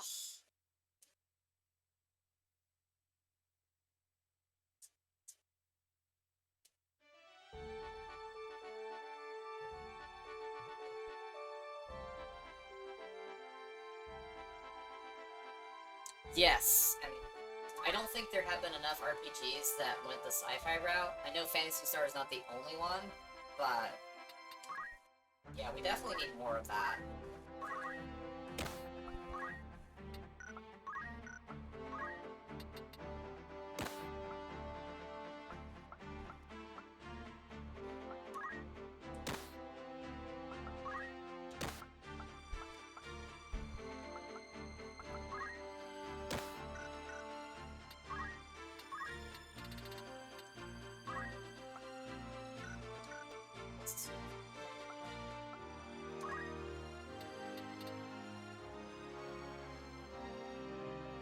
See, I should change Ramzo's job and he could expand his abilities, but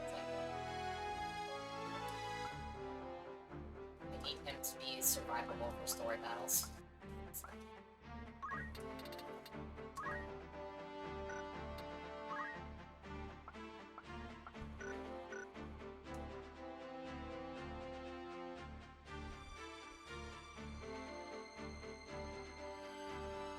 Yes! Oh, Star Ocean! Yeah, that's the other franchise that wasn't coming to mind. Yes. Yeah, strong sci-fi event for that one as well. Yeah, I miss the maps and stuff. Like, even if there's an in-game map, it's really nice to have something on paper. Like, and even looking it up on a smartphone, like, I hate looking at smartphone screens for things like that. Like, for text, it's just way too much eye strain. Plus, it's just not as fun. It's somehow less tangible. This one's not good, yeah. Oops.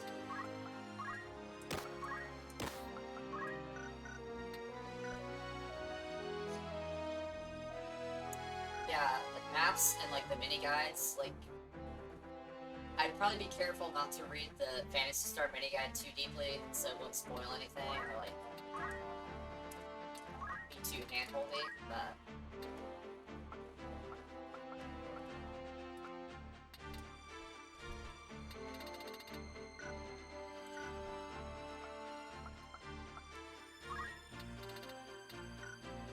So I'm gonna give him move +2, and then I might make him a Lancer, we'll see.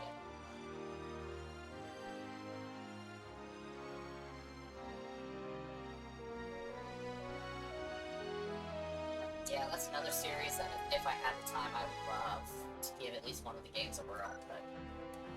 yeah.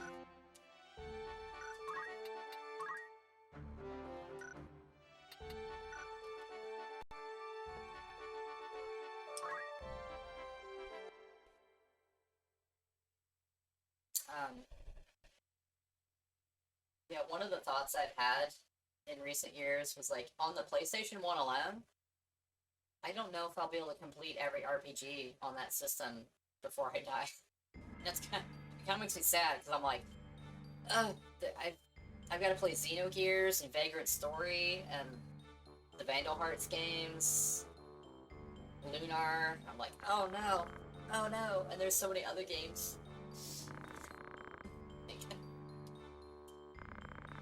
I might actually be dead before I get to them all, but...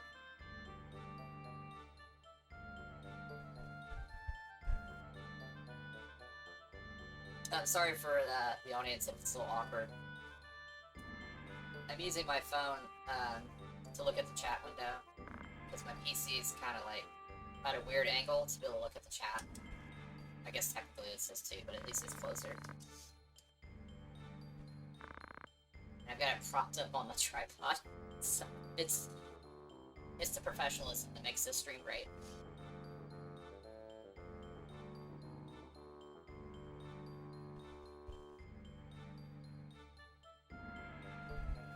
Exactly, and you know, that's as long as we're having fun, we're enjoying these stories and these games, and having great experiences, and being able to share them with other people, it's like...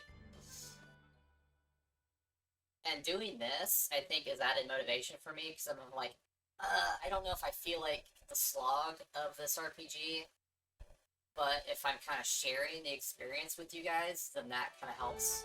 I'm like, okay, you know, it's not just me, it's everybody else that might not have, just doesn't have the game or access to the game, or either doesn't do RPGs but they can enjoy the story, or you know, maybe it's a more advanced game that they prefer to play. So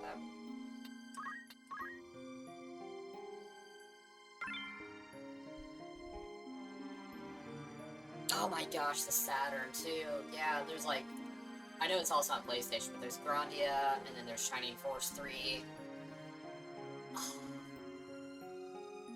It's what, it's a Dragon Force? I'm like, oh no, oh no. The Saturn has such a good library. It's like the most underrated system ever.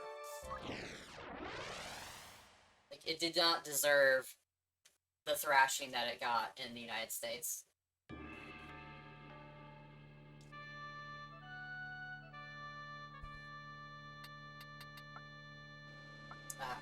It breaks my heart. It breaks my heart. Saturn deserves so much better. What even is this map?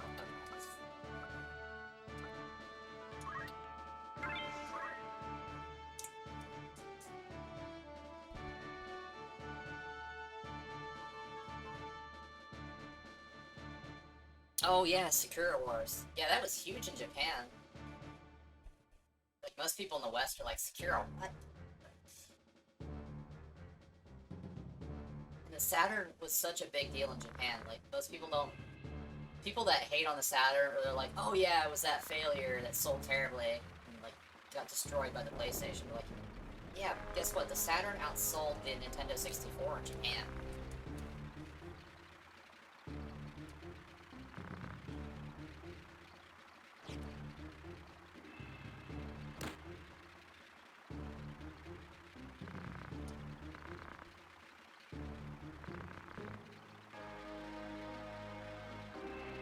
Yeah, that's yet another one that I want to play.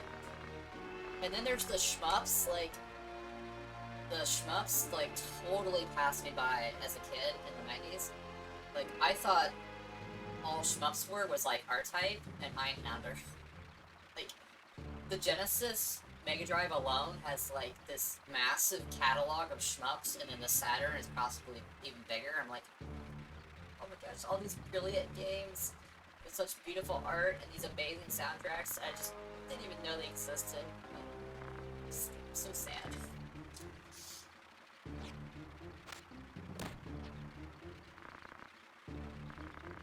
Yeah, I'm like, Truxton, Musha, I got to play Musha on the Switch, which is better than nothing, but I'm like, oh, if only I could play it on the Mega Drive. Ugh, the music's so good. And then Fire Shark, Hellfire, Gyrus, the Thunder Force games. When I heard the Thunder Force 4 soundtrack, I was like, are you kidding me? I could have been listening to this the whole time on my Genesis?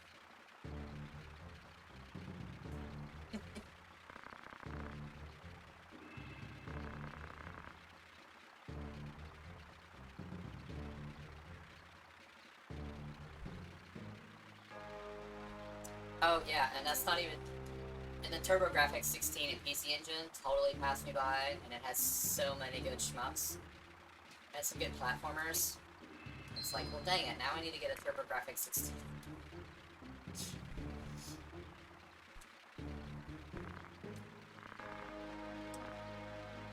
Let's say I love systems that use the little cards. I love Sega Master System games that came on the Sega cards. It's so cool.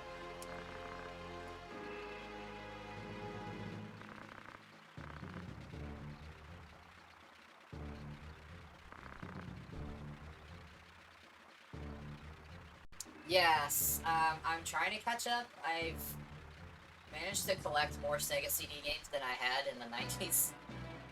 I haven't really got as deep into the library as I want to, but, you know, I've played a lot of Sonic CD. It's my favorite Sonic game. I have the Echo CD games. I still need to finish those. They're kind of intimidating. I got Sylphid, Stellar Fire. I got the Amazing Spider-Man vs. Kingpin, which was better than I was expecting. They got Lethal Enforcers with the light gun. So, but I know there's a lot on the Sega CD that I need to explore, like Robo LS is definitely one of them. I'd like to pick up Dragon's Lair. I know that's not the best way to play it. Picture quality.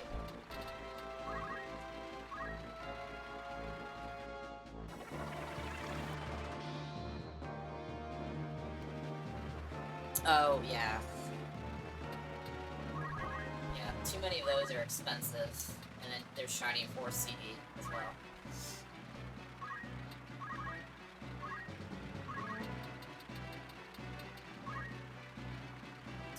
For some reason my brain's not populating with the titles of the good Sega CD games that I want to try.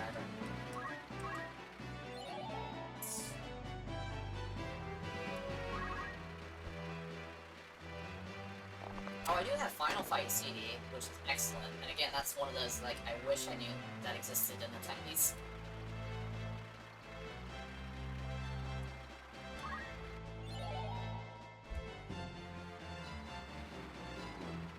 Oh, Snatcher, yeah. I wish it wasn't so expensive. Like, I'd even be fine, I mean, not fine, but I could live with it being, like, $100. Or something like that, but yeah, it's just...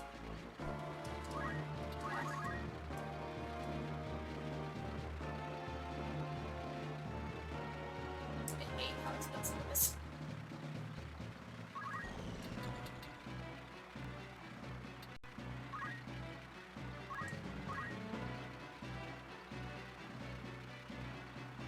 It was, yeah, like, until we got to the point where, hardware could run an arcade quality version. Like, that was excellent. It would beat the crap out of the Super Nintendo version. Just the fact that you could play Kellogg, all the characters.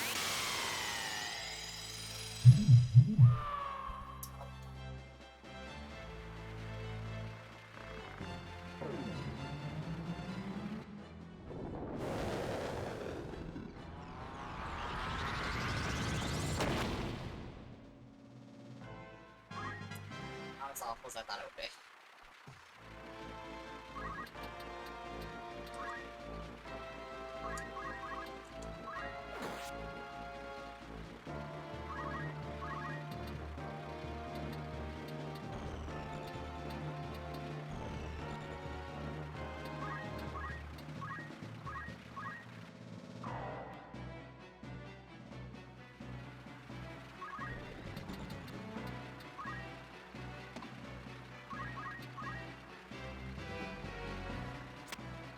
Get these summoners out of the way, I think we'll be okay.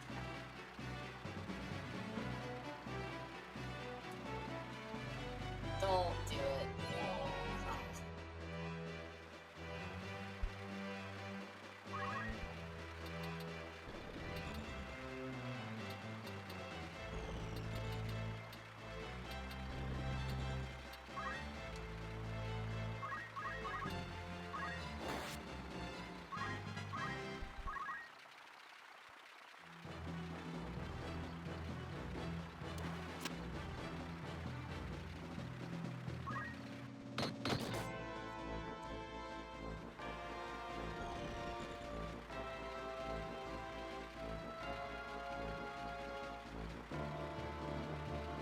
Oh yeah, yeah, that's an obscure one for sure.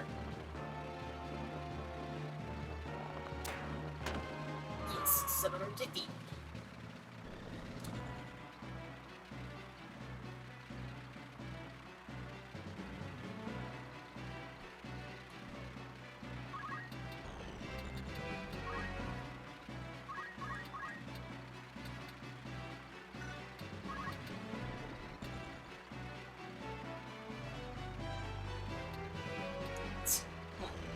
Oh, that's my guy.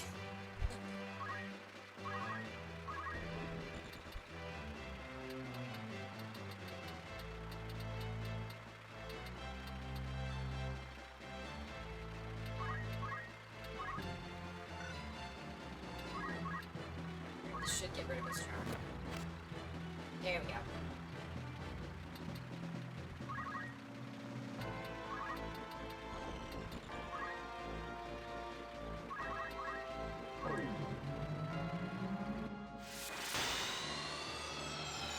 Yeah, what drives me nuts too is like most modern, what do you call it, critics or like game.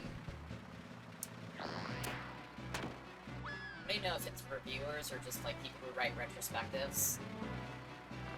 Like, they always talk about Sega CD was a commercial flop. It's like, well, it wasn't a great success, but it wasn't. It's hard to call it a flop. Like, it sold millions of units. The software sold really well. It's just that, I mean, it didn't take off the way Sega wanted it to, but it's hard to call it a failure. It's not like the 32X.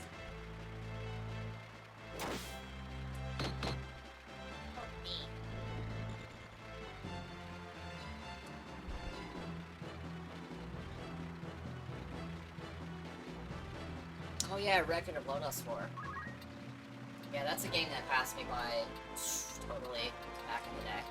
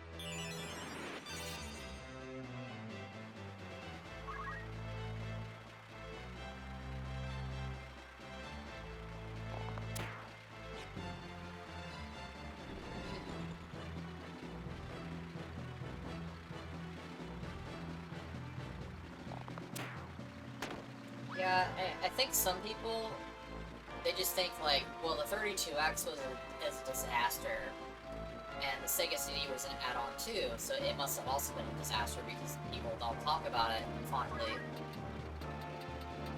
as much either, so.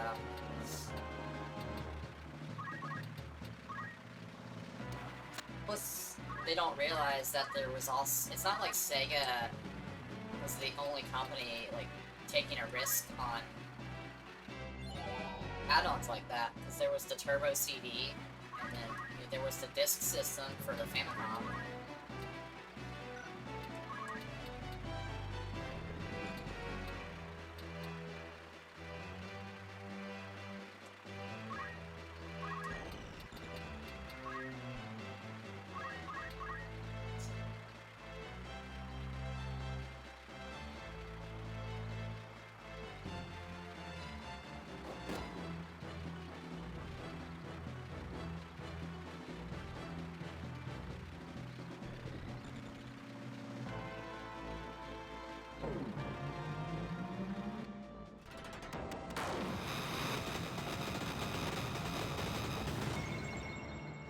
Yeah.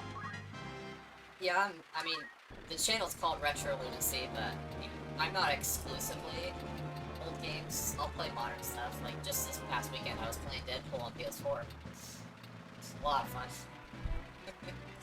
But, a lot of, like, weirdness and strings attached with modern games. And I don't really like live service stuff. Or stuff with, like, forced online features.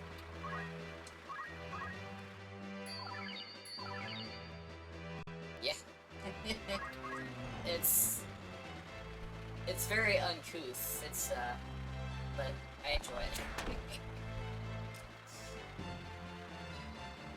And I like that, it blends kind of like the Batman Arkham Asylum style melee combat with a third-person shooter.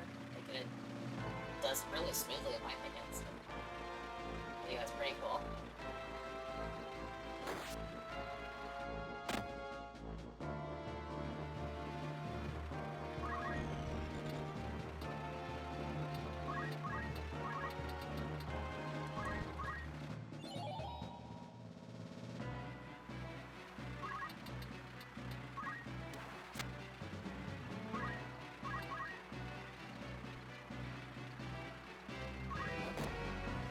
How dare you throw that rock at me? Yeah. It's exactly what it needed to be, and that's perfectly fine.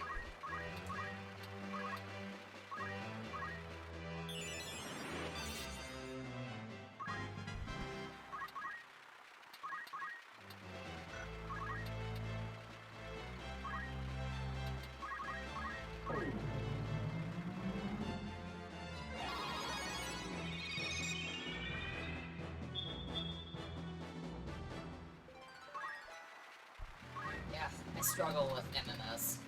The only one I ever did, for any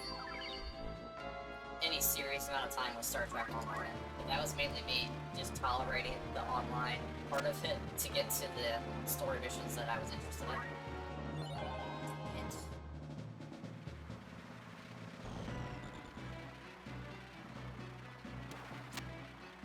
Why you gotta do me like that?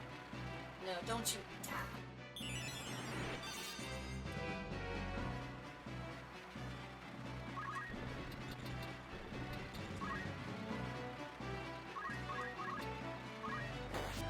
Stay the house.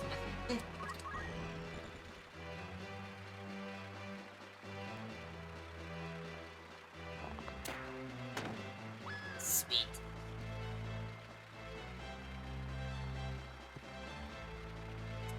Yeah, I was gonna play it again on PS4 because I played it on Xbox originally, and unfortunately you can't transfer your account, which sucks. But the terms and conditions in the license agreement to play it is even more insane than the first time I played it all those years ago. So, you know what? I actually read that stuff. I'm like, I'm not agreeing with this.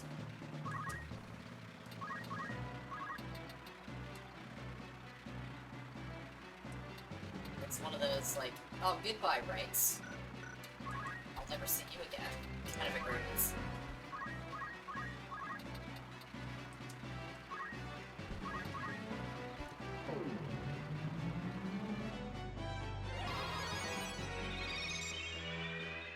Another one, like, Tekken 7, the license agreement was insane. And then, well, the Mortal Kombat 10,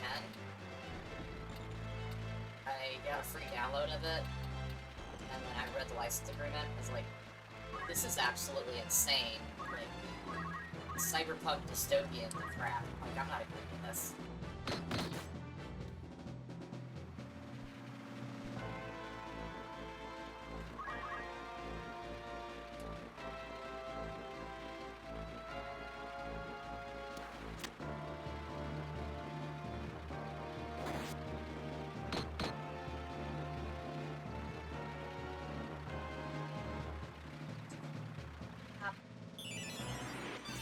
Stop.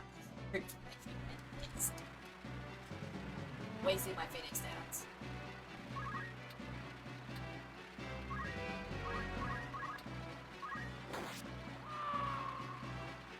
Guess it's giving me easy XP, but still.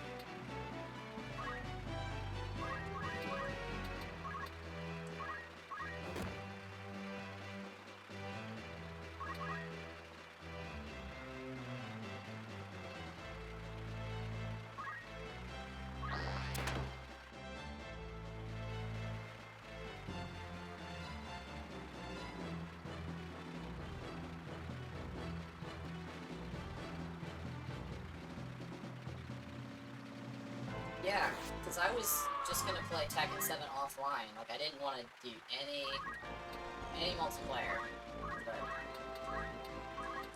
But I even tried to just get the game, play the game offline, and I still had to go through this stupid agreement. It's like, you know what, I'm good. Besides, Tekken 3 is more content complete and rich than Tekken 7 before you buy all the DLC, so.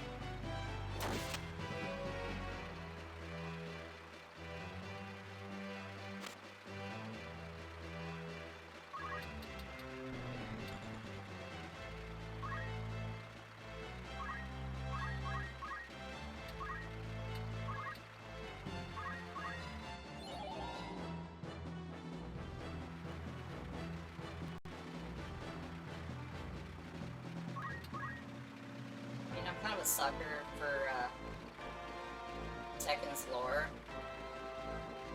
but I was really aggravated by Tekken 7's story. I hated that Akuma was in it and that he was like canon to the story. It's like, what is this?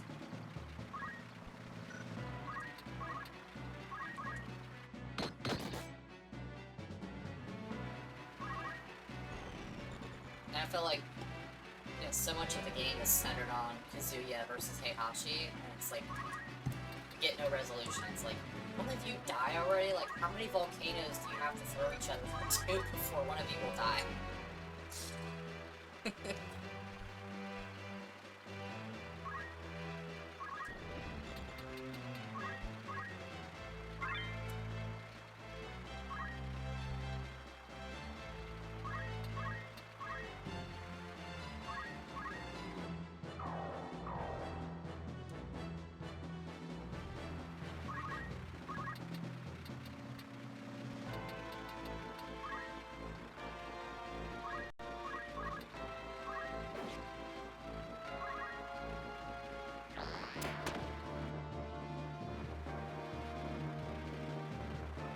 Yeah. I mean, it's not worth taking that seriously, but it's just kind of aggravating. I really liked the lore and the different, like, little mini-stories throughout a lot of the earlier games.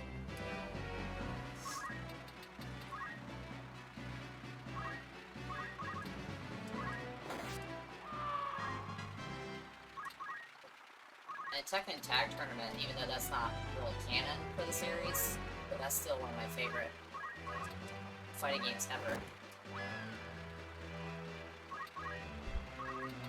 Tekken Bull for life, yo!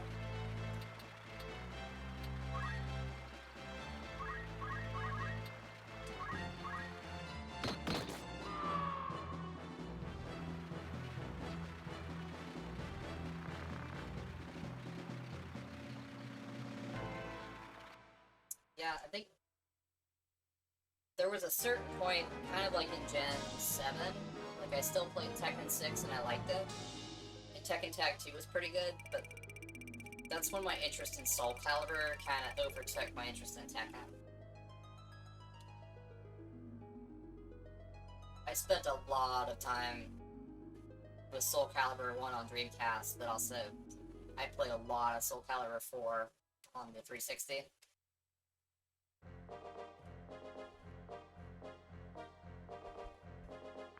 And I spent a lot of time with Soul Calibur 5. I don't think it's as good, but it's still pretty good. I did beat Soul Calibur 6. Again, didn't like it as much, but I think it, in my opinion, was better than Tekken 7.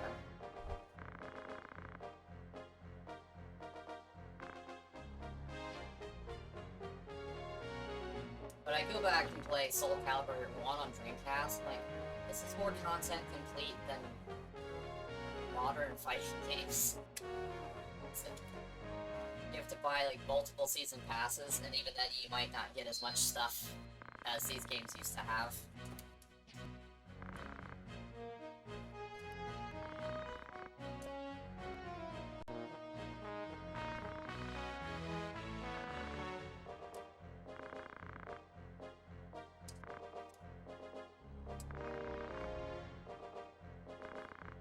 Gosh, I love these graphics so much. I just love the way the environments, they're like, almost have this like hand-painted kind of watercolor look. They're not quite, it's like kind of leaning in that direction.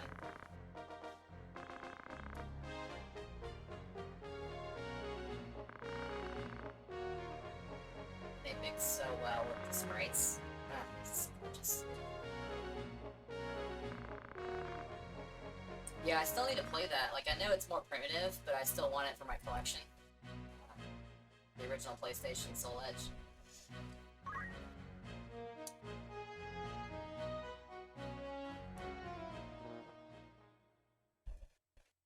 But my favorite 3D fighting game on the PlayStation is Bloody Roar, and I don't have it in my collection right now. Kind of sad. It's not one of those super expensive games, but it's like held its price. It's basically sitting at like its original retail price. I'm like, dang it. It's not one of those that I can just up and buy like right now. But I want it.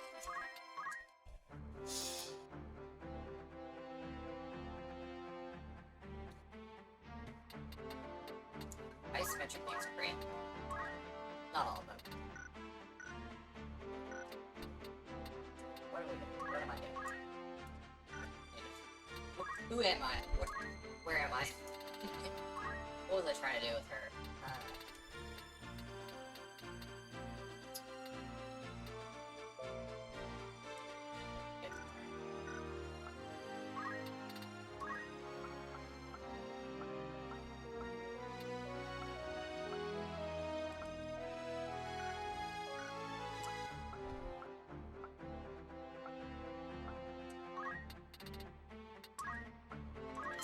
Plus. I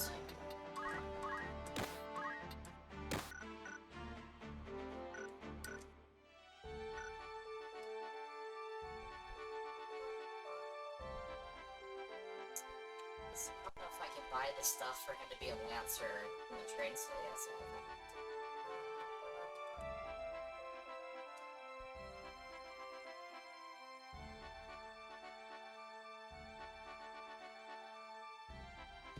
Yeah, I think, what was it?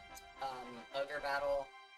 I don't think you were allowed to tilt the battlefield. You can't really do it very much in this, but at least you have the option. In fact, I never play with the default view. I always tilt it up. You'll notice me doing that. It would be nice if you could kind of alter it even further, but I'm glad at least you have some control.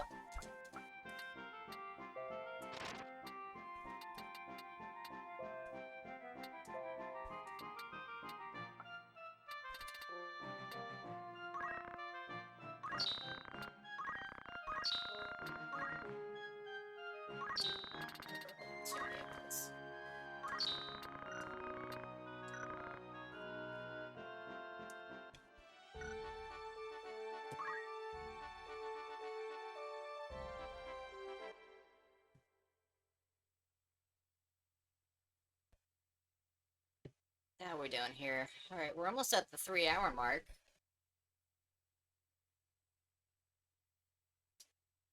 Normally I would put a pause screen at about this point, but let's get through this cutscene. I'll take a very brief restroom break, and then we'll finish this chapter off. This is a little bit longer than chapter 1, so I might run a little bit over my scheduled time, but it should be pretty close to the last stream.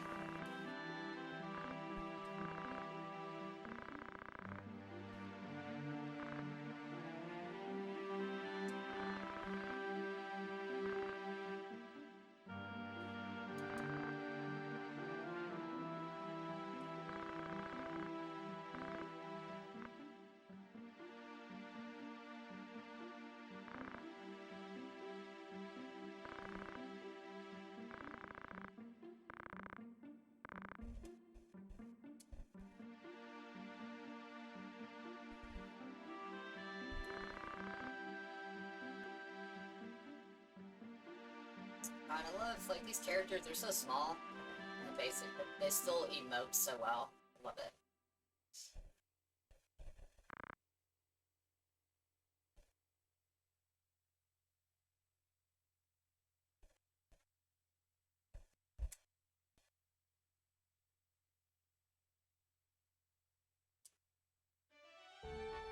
Alright, y'all, just give me, like 3 minutes restroom break, and I will be right back, and we will finish off this chapter.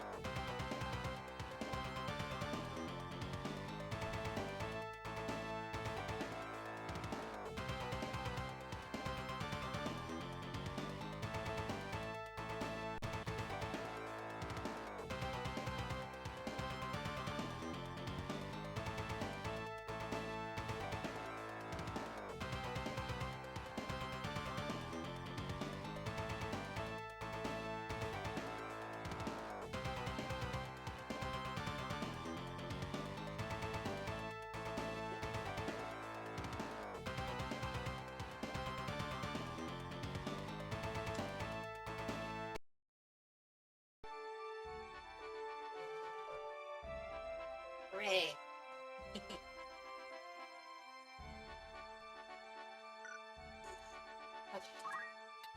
Oops, I'm sinking a little bit in my seat. Oh, if I had samurai, I could buy.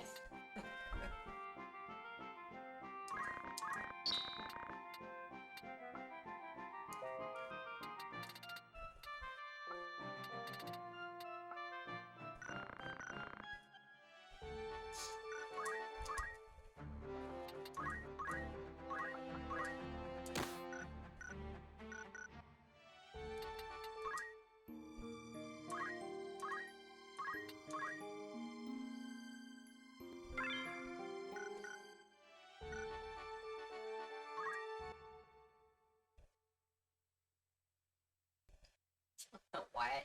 I keep saving it before a cutscene. It's like, how did I forget that these are here?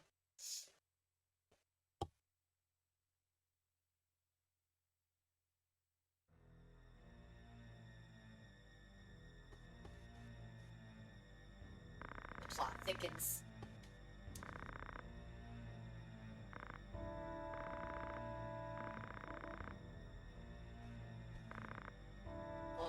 my fault.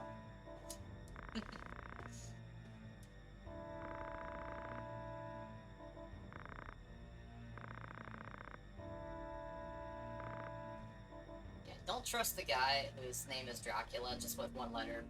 Boop.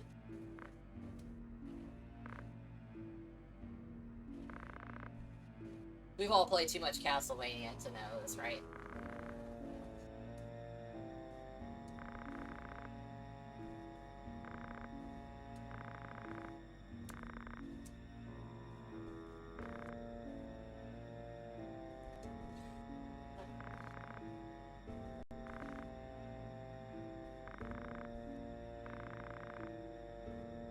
Sure you will.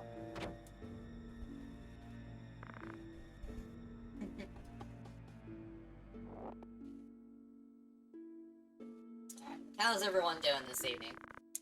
So, we got on such a conversation about, like, other RPGs and the industry, and I forgot at some point to be like, hey, for people who are new to the channel, you know, my name's Jessica, I'm a retro gamer.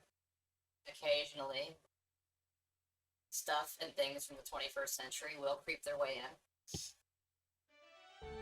All about celebrating classic media. Well, it's not all about it. It's the main shtick. I love celebrating these games, my favorite art form, my favorite hobby. Sharing my memories and experiences with y'all.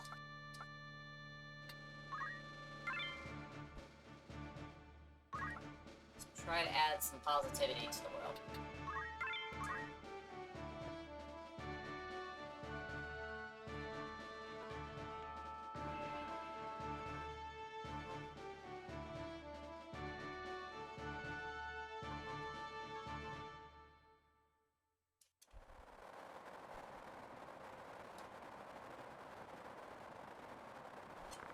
I used to grind so much on this map the first few times I played this game.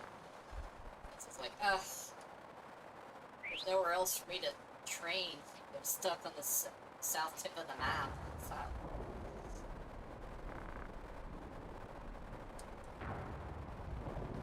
I kinda wanted to level Agrius up.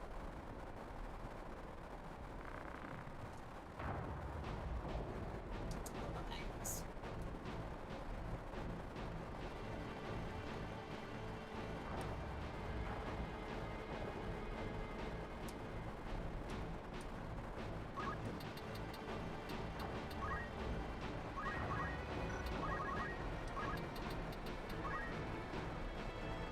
Speed you up, girl.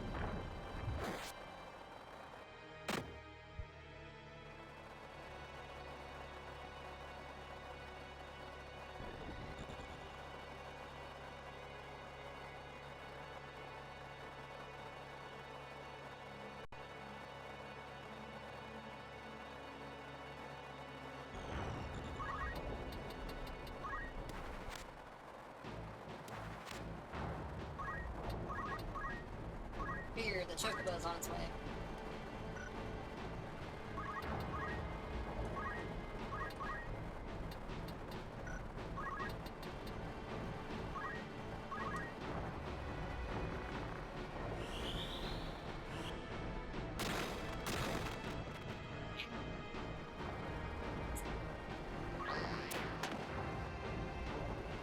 attacks are so good and stuff.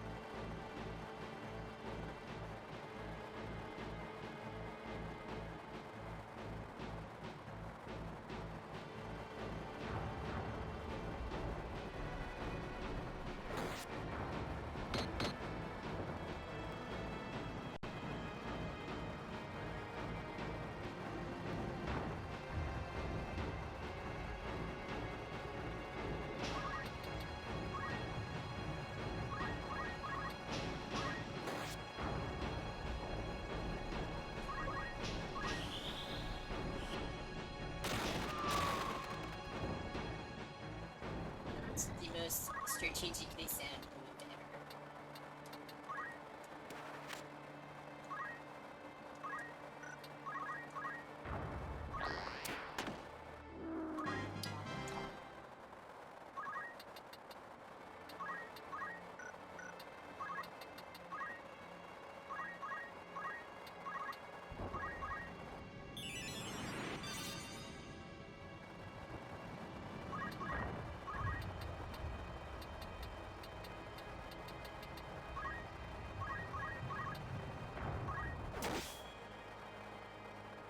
Twice.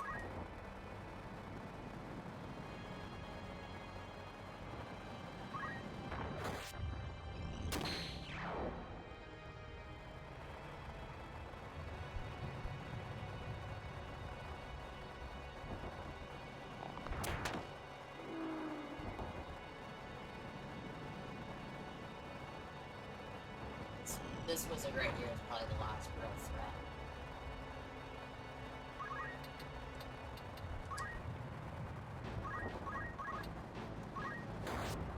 This one is also going to be coaxed into killing himself. Ah, it's good fun. Very wholesome.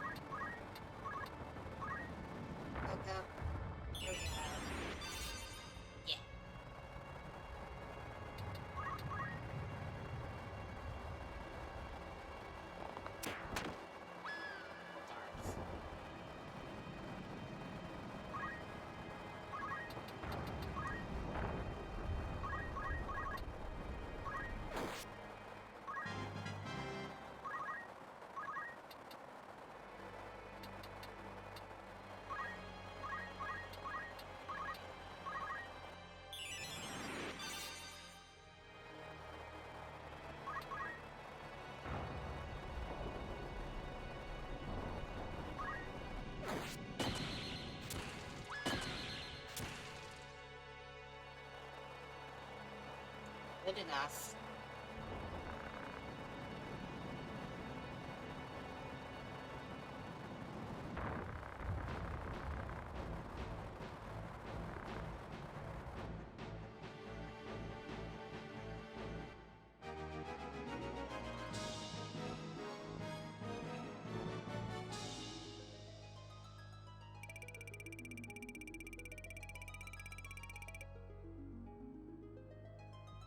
Imagine turning her down. Join them, please.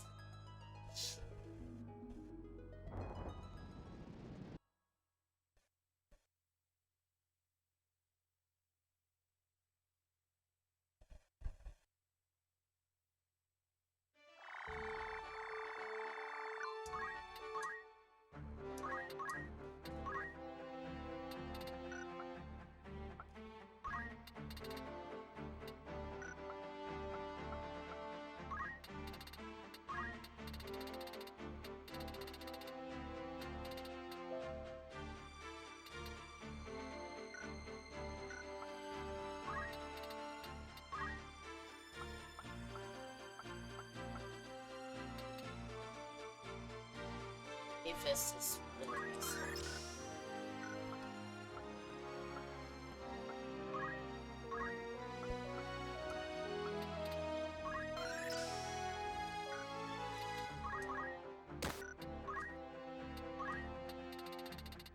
It's too bad she had white magic skills. Surprising amount of them before. Now it's gone.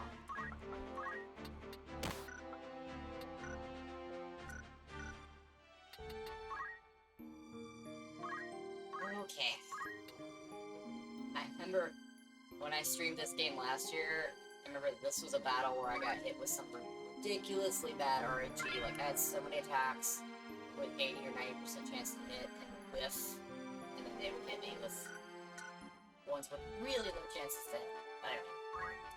Anyway. Let's do this.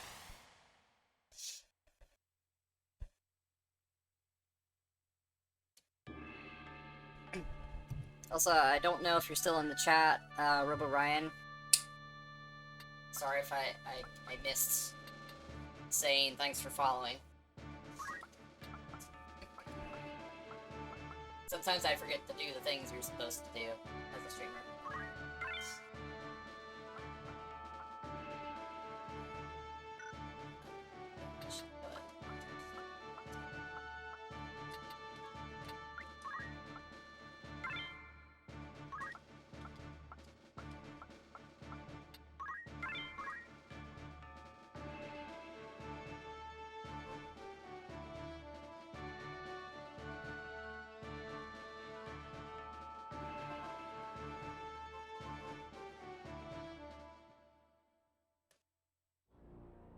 That was such a good conversation we had. Now I'm like excited for Phantasy Star, like even more.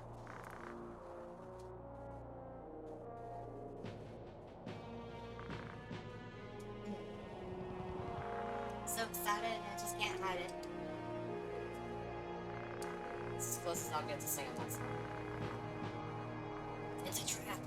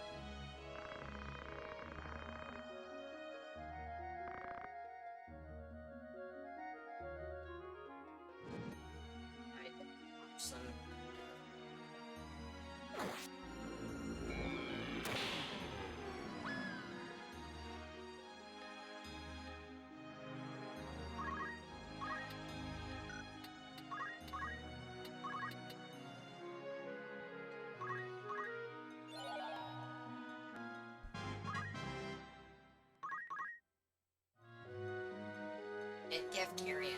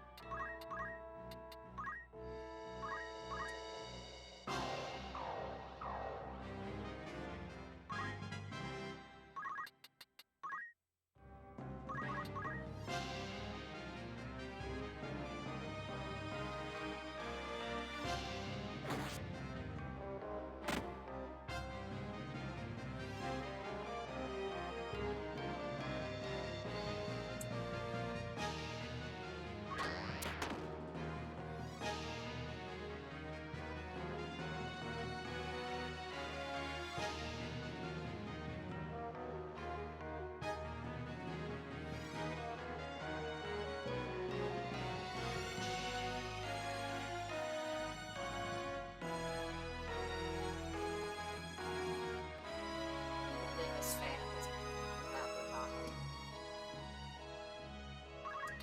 This one gift carrying.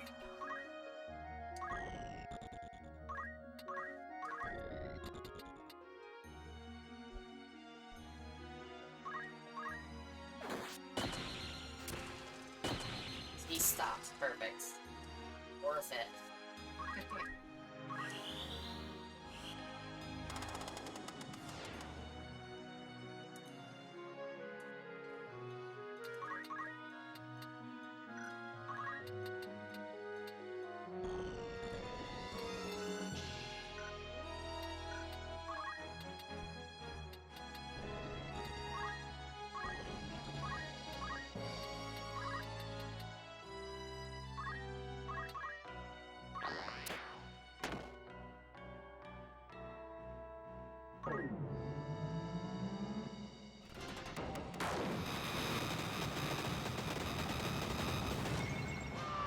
Get out.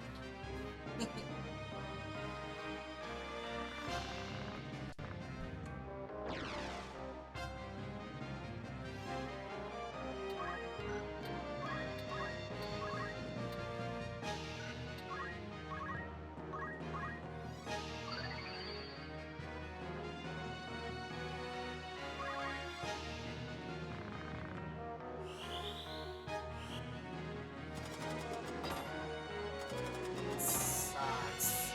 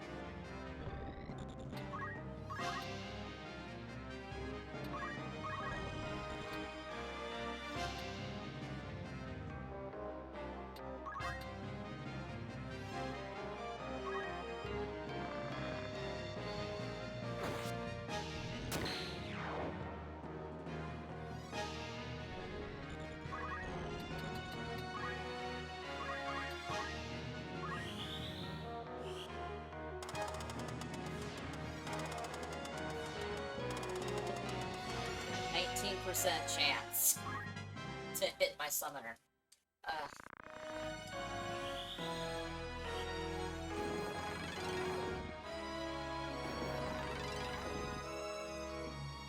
Super sucks. These mages have gotta go.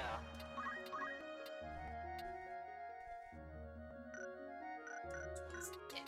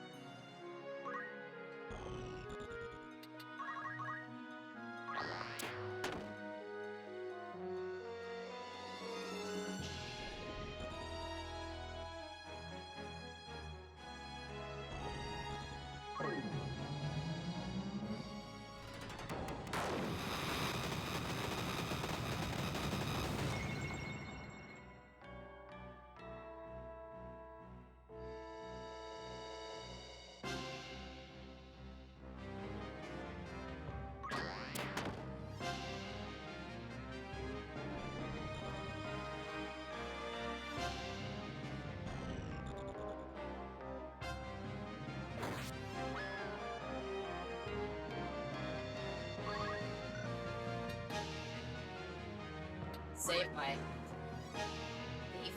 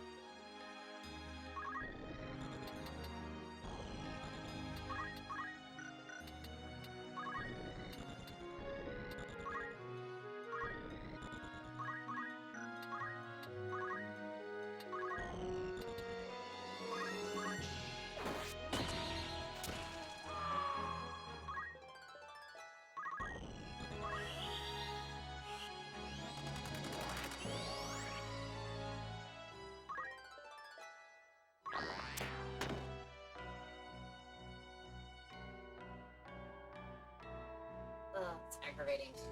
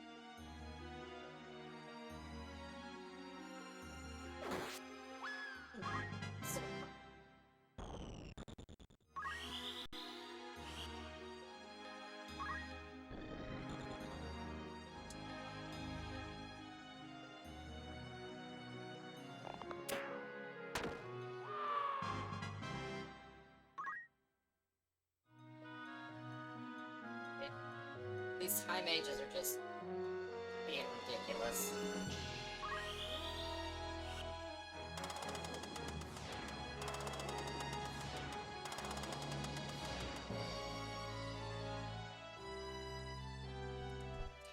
I would like to move it eventually.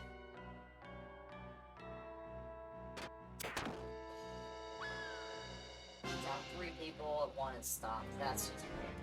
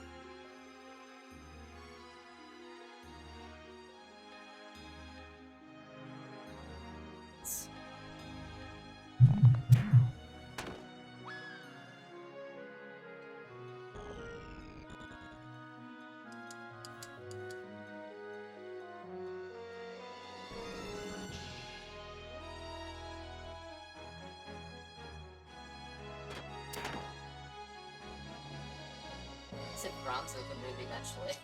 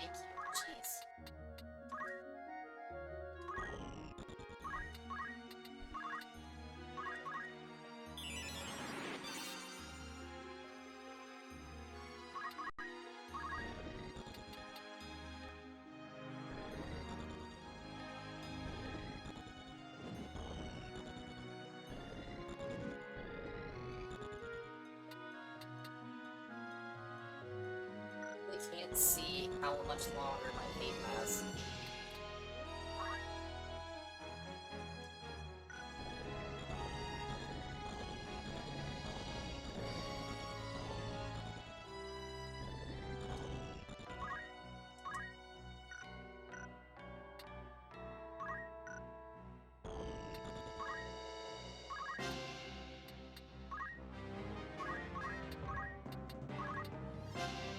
Now I can.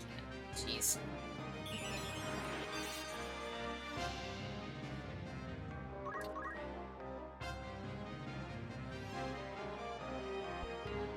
Don't do it.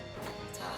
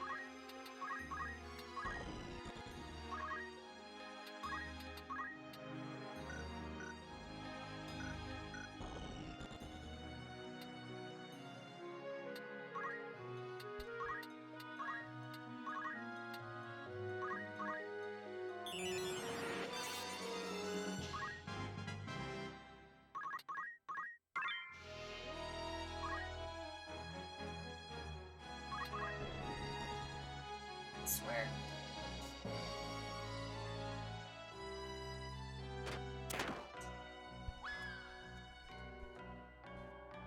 I'm not even mad, it's just like... Do you think you could stop it?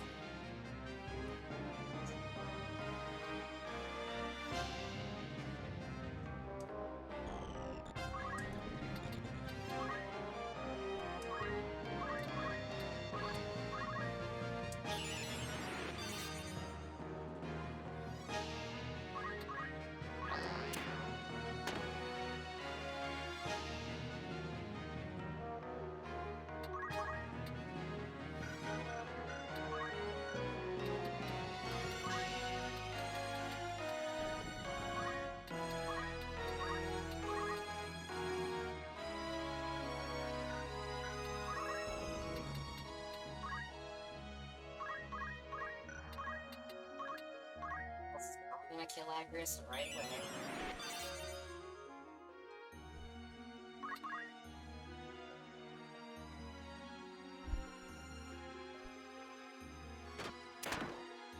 Surprising.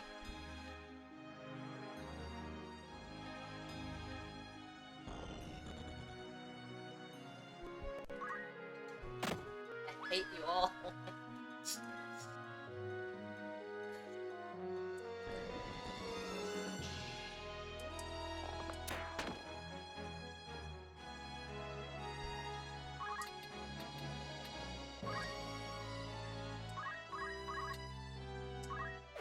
Get out of here.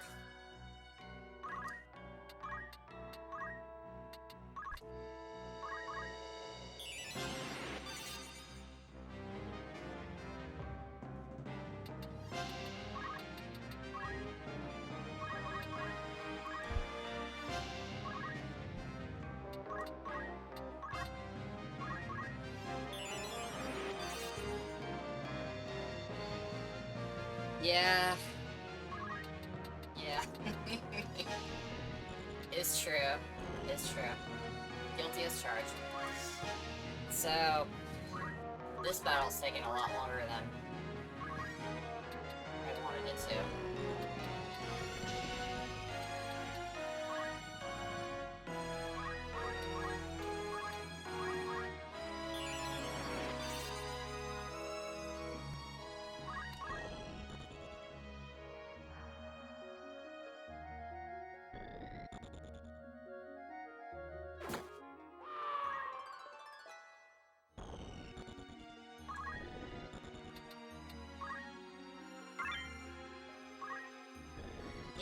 towards you.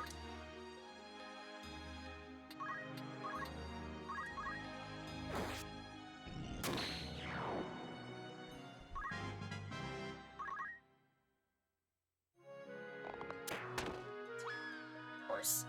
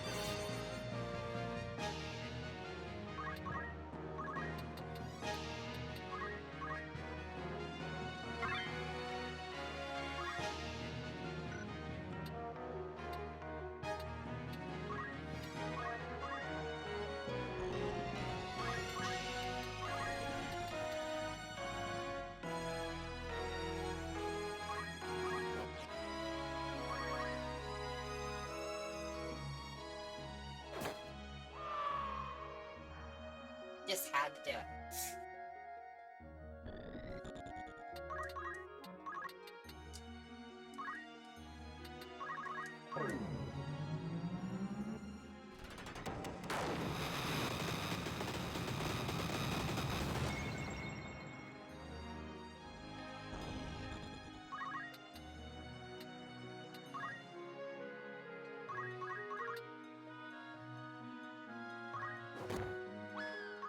Get out of here.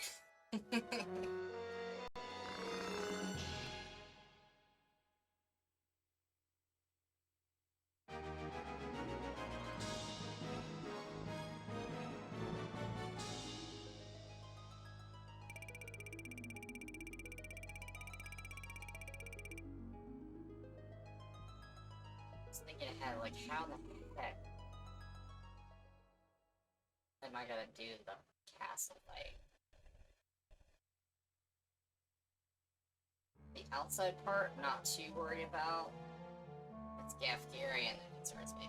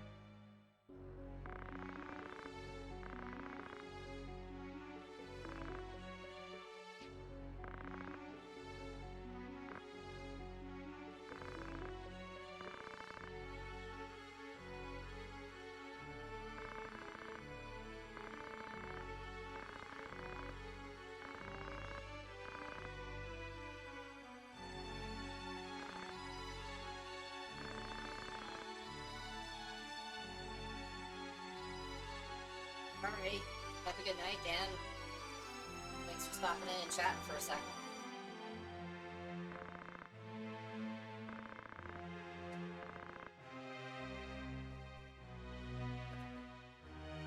So, I'd love to finish off the whole chapter in one fell swoop. I'm getting tired, my voice is getting pretty parched. So, I'm gonna make one run at it.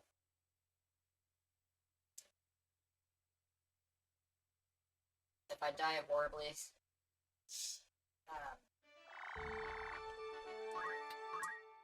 we might just have to pick it up on the next broadcast.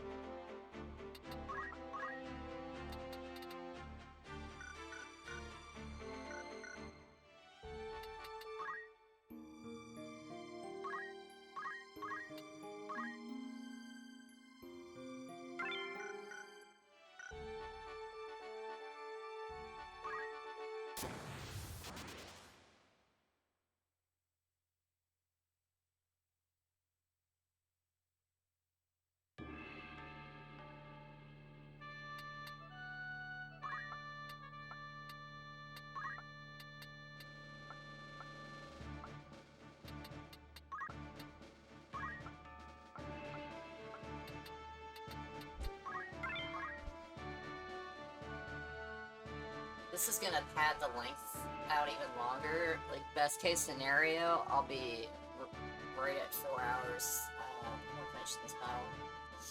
I'm starting to get the beginnings of a headache on some ice cream, folks, so as nice as it would be to, like, cleanly finish a whole chapter per stream, I think for the sake of my health, make sure you all have a good show. I'll wrap it up with this battle. And then the next stream, we'll just start it off. We'll treat it like a cliffhanger, right? Like...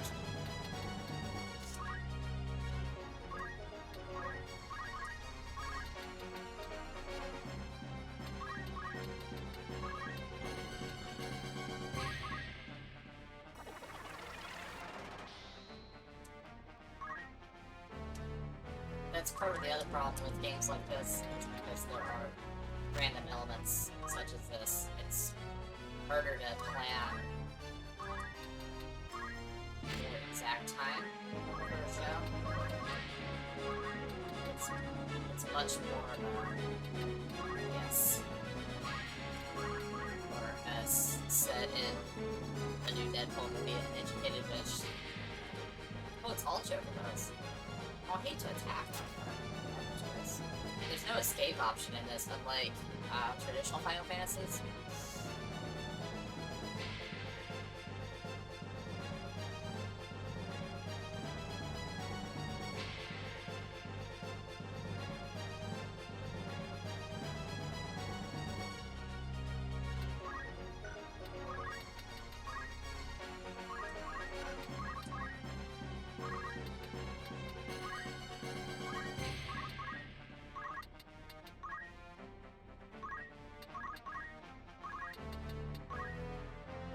United we stand.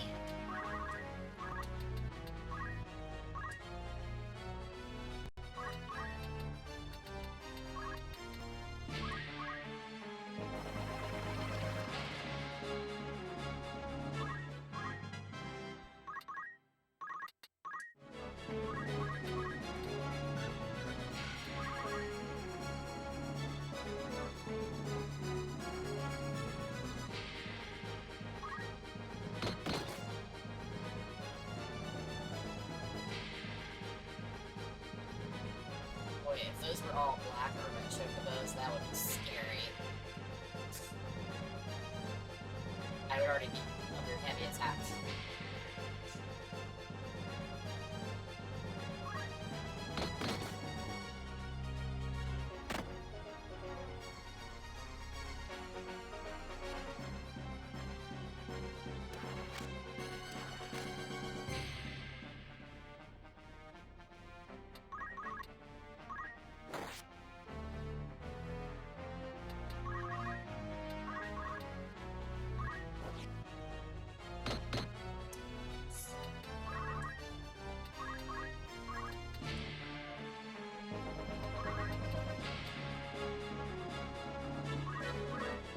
Dead either way.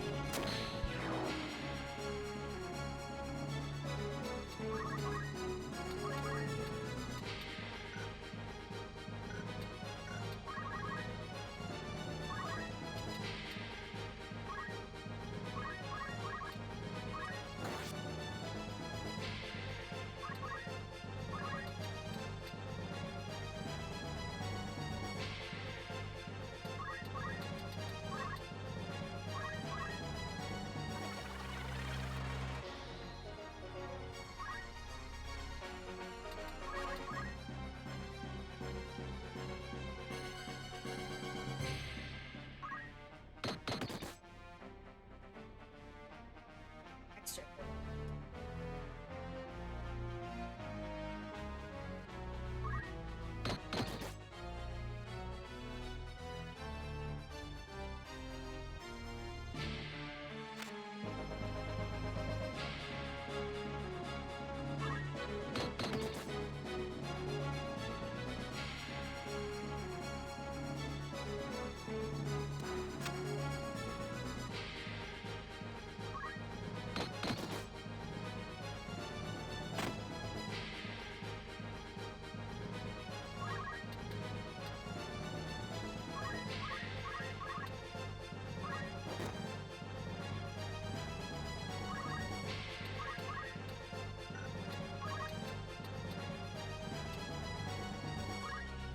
Absolute devastation.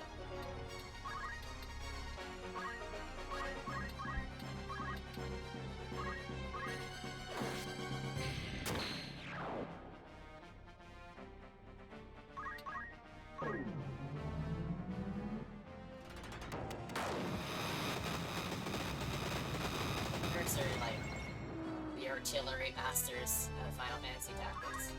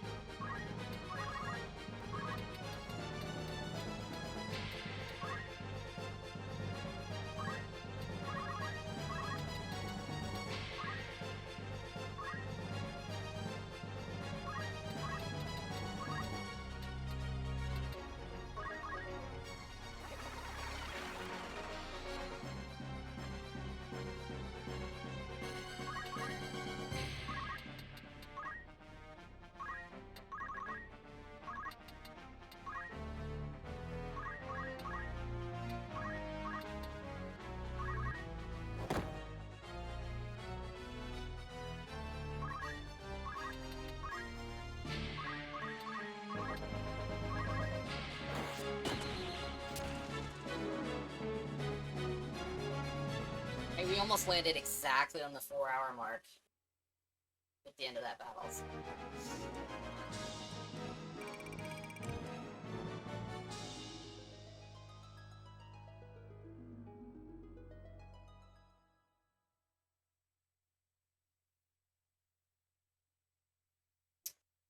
Alright, y'all. Well, thank you very much for the new follows, all the chats. It's absolutely wonderful. I had a great time tonight. So, next week on Tactical Tuesday, we will continue with Final Fantasy Tactics. Pick up exactly where we left off here.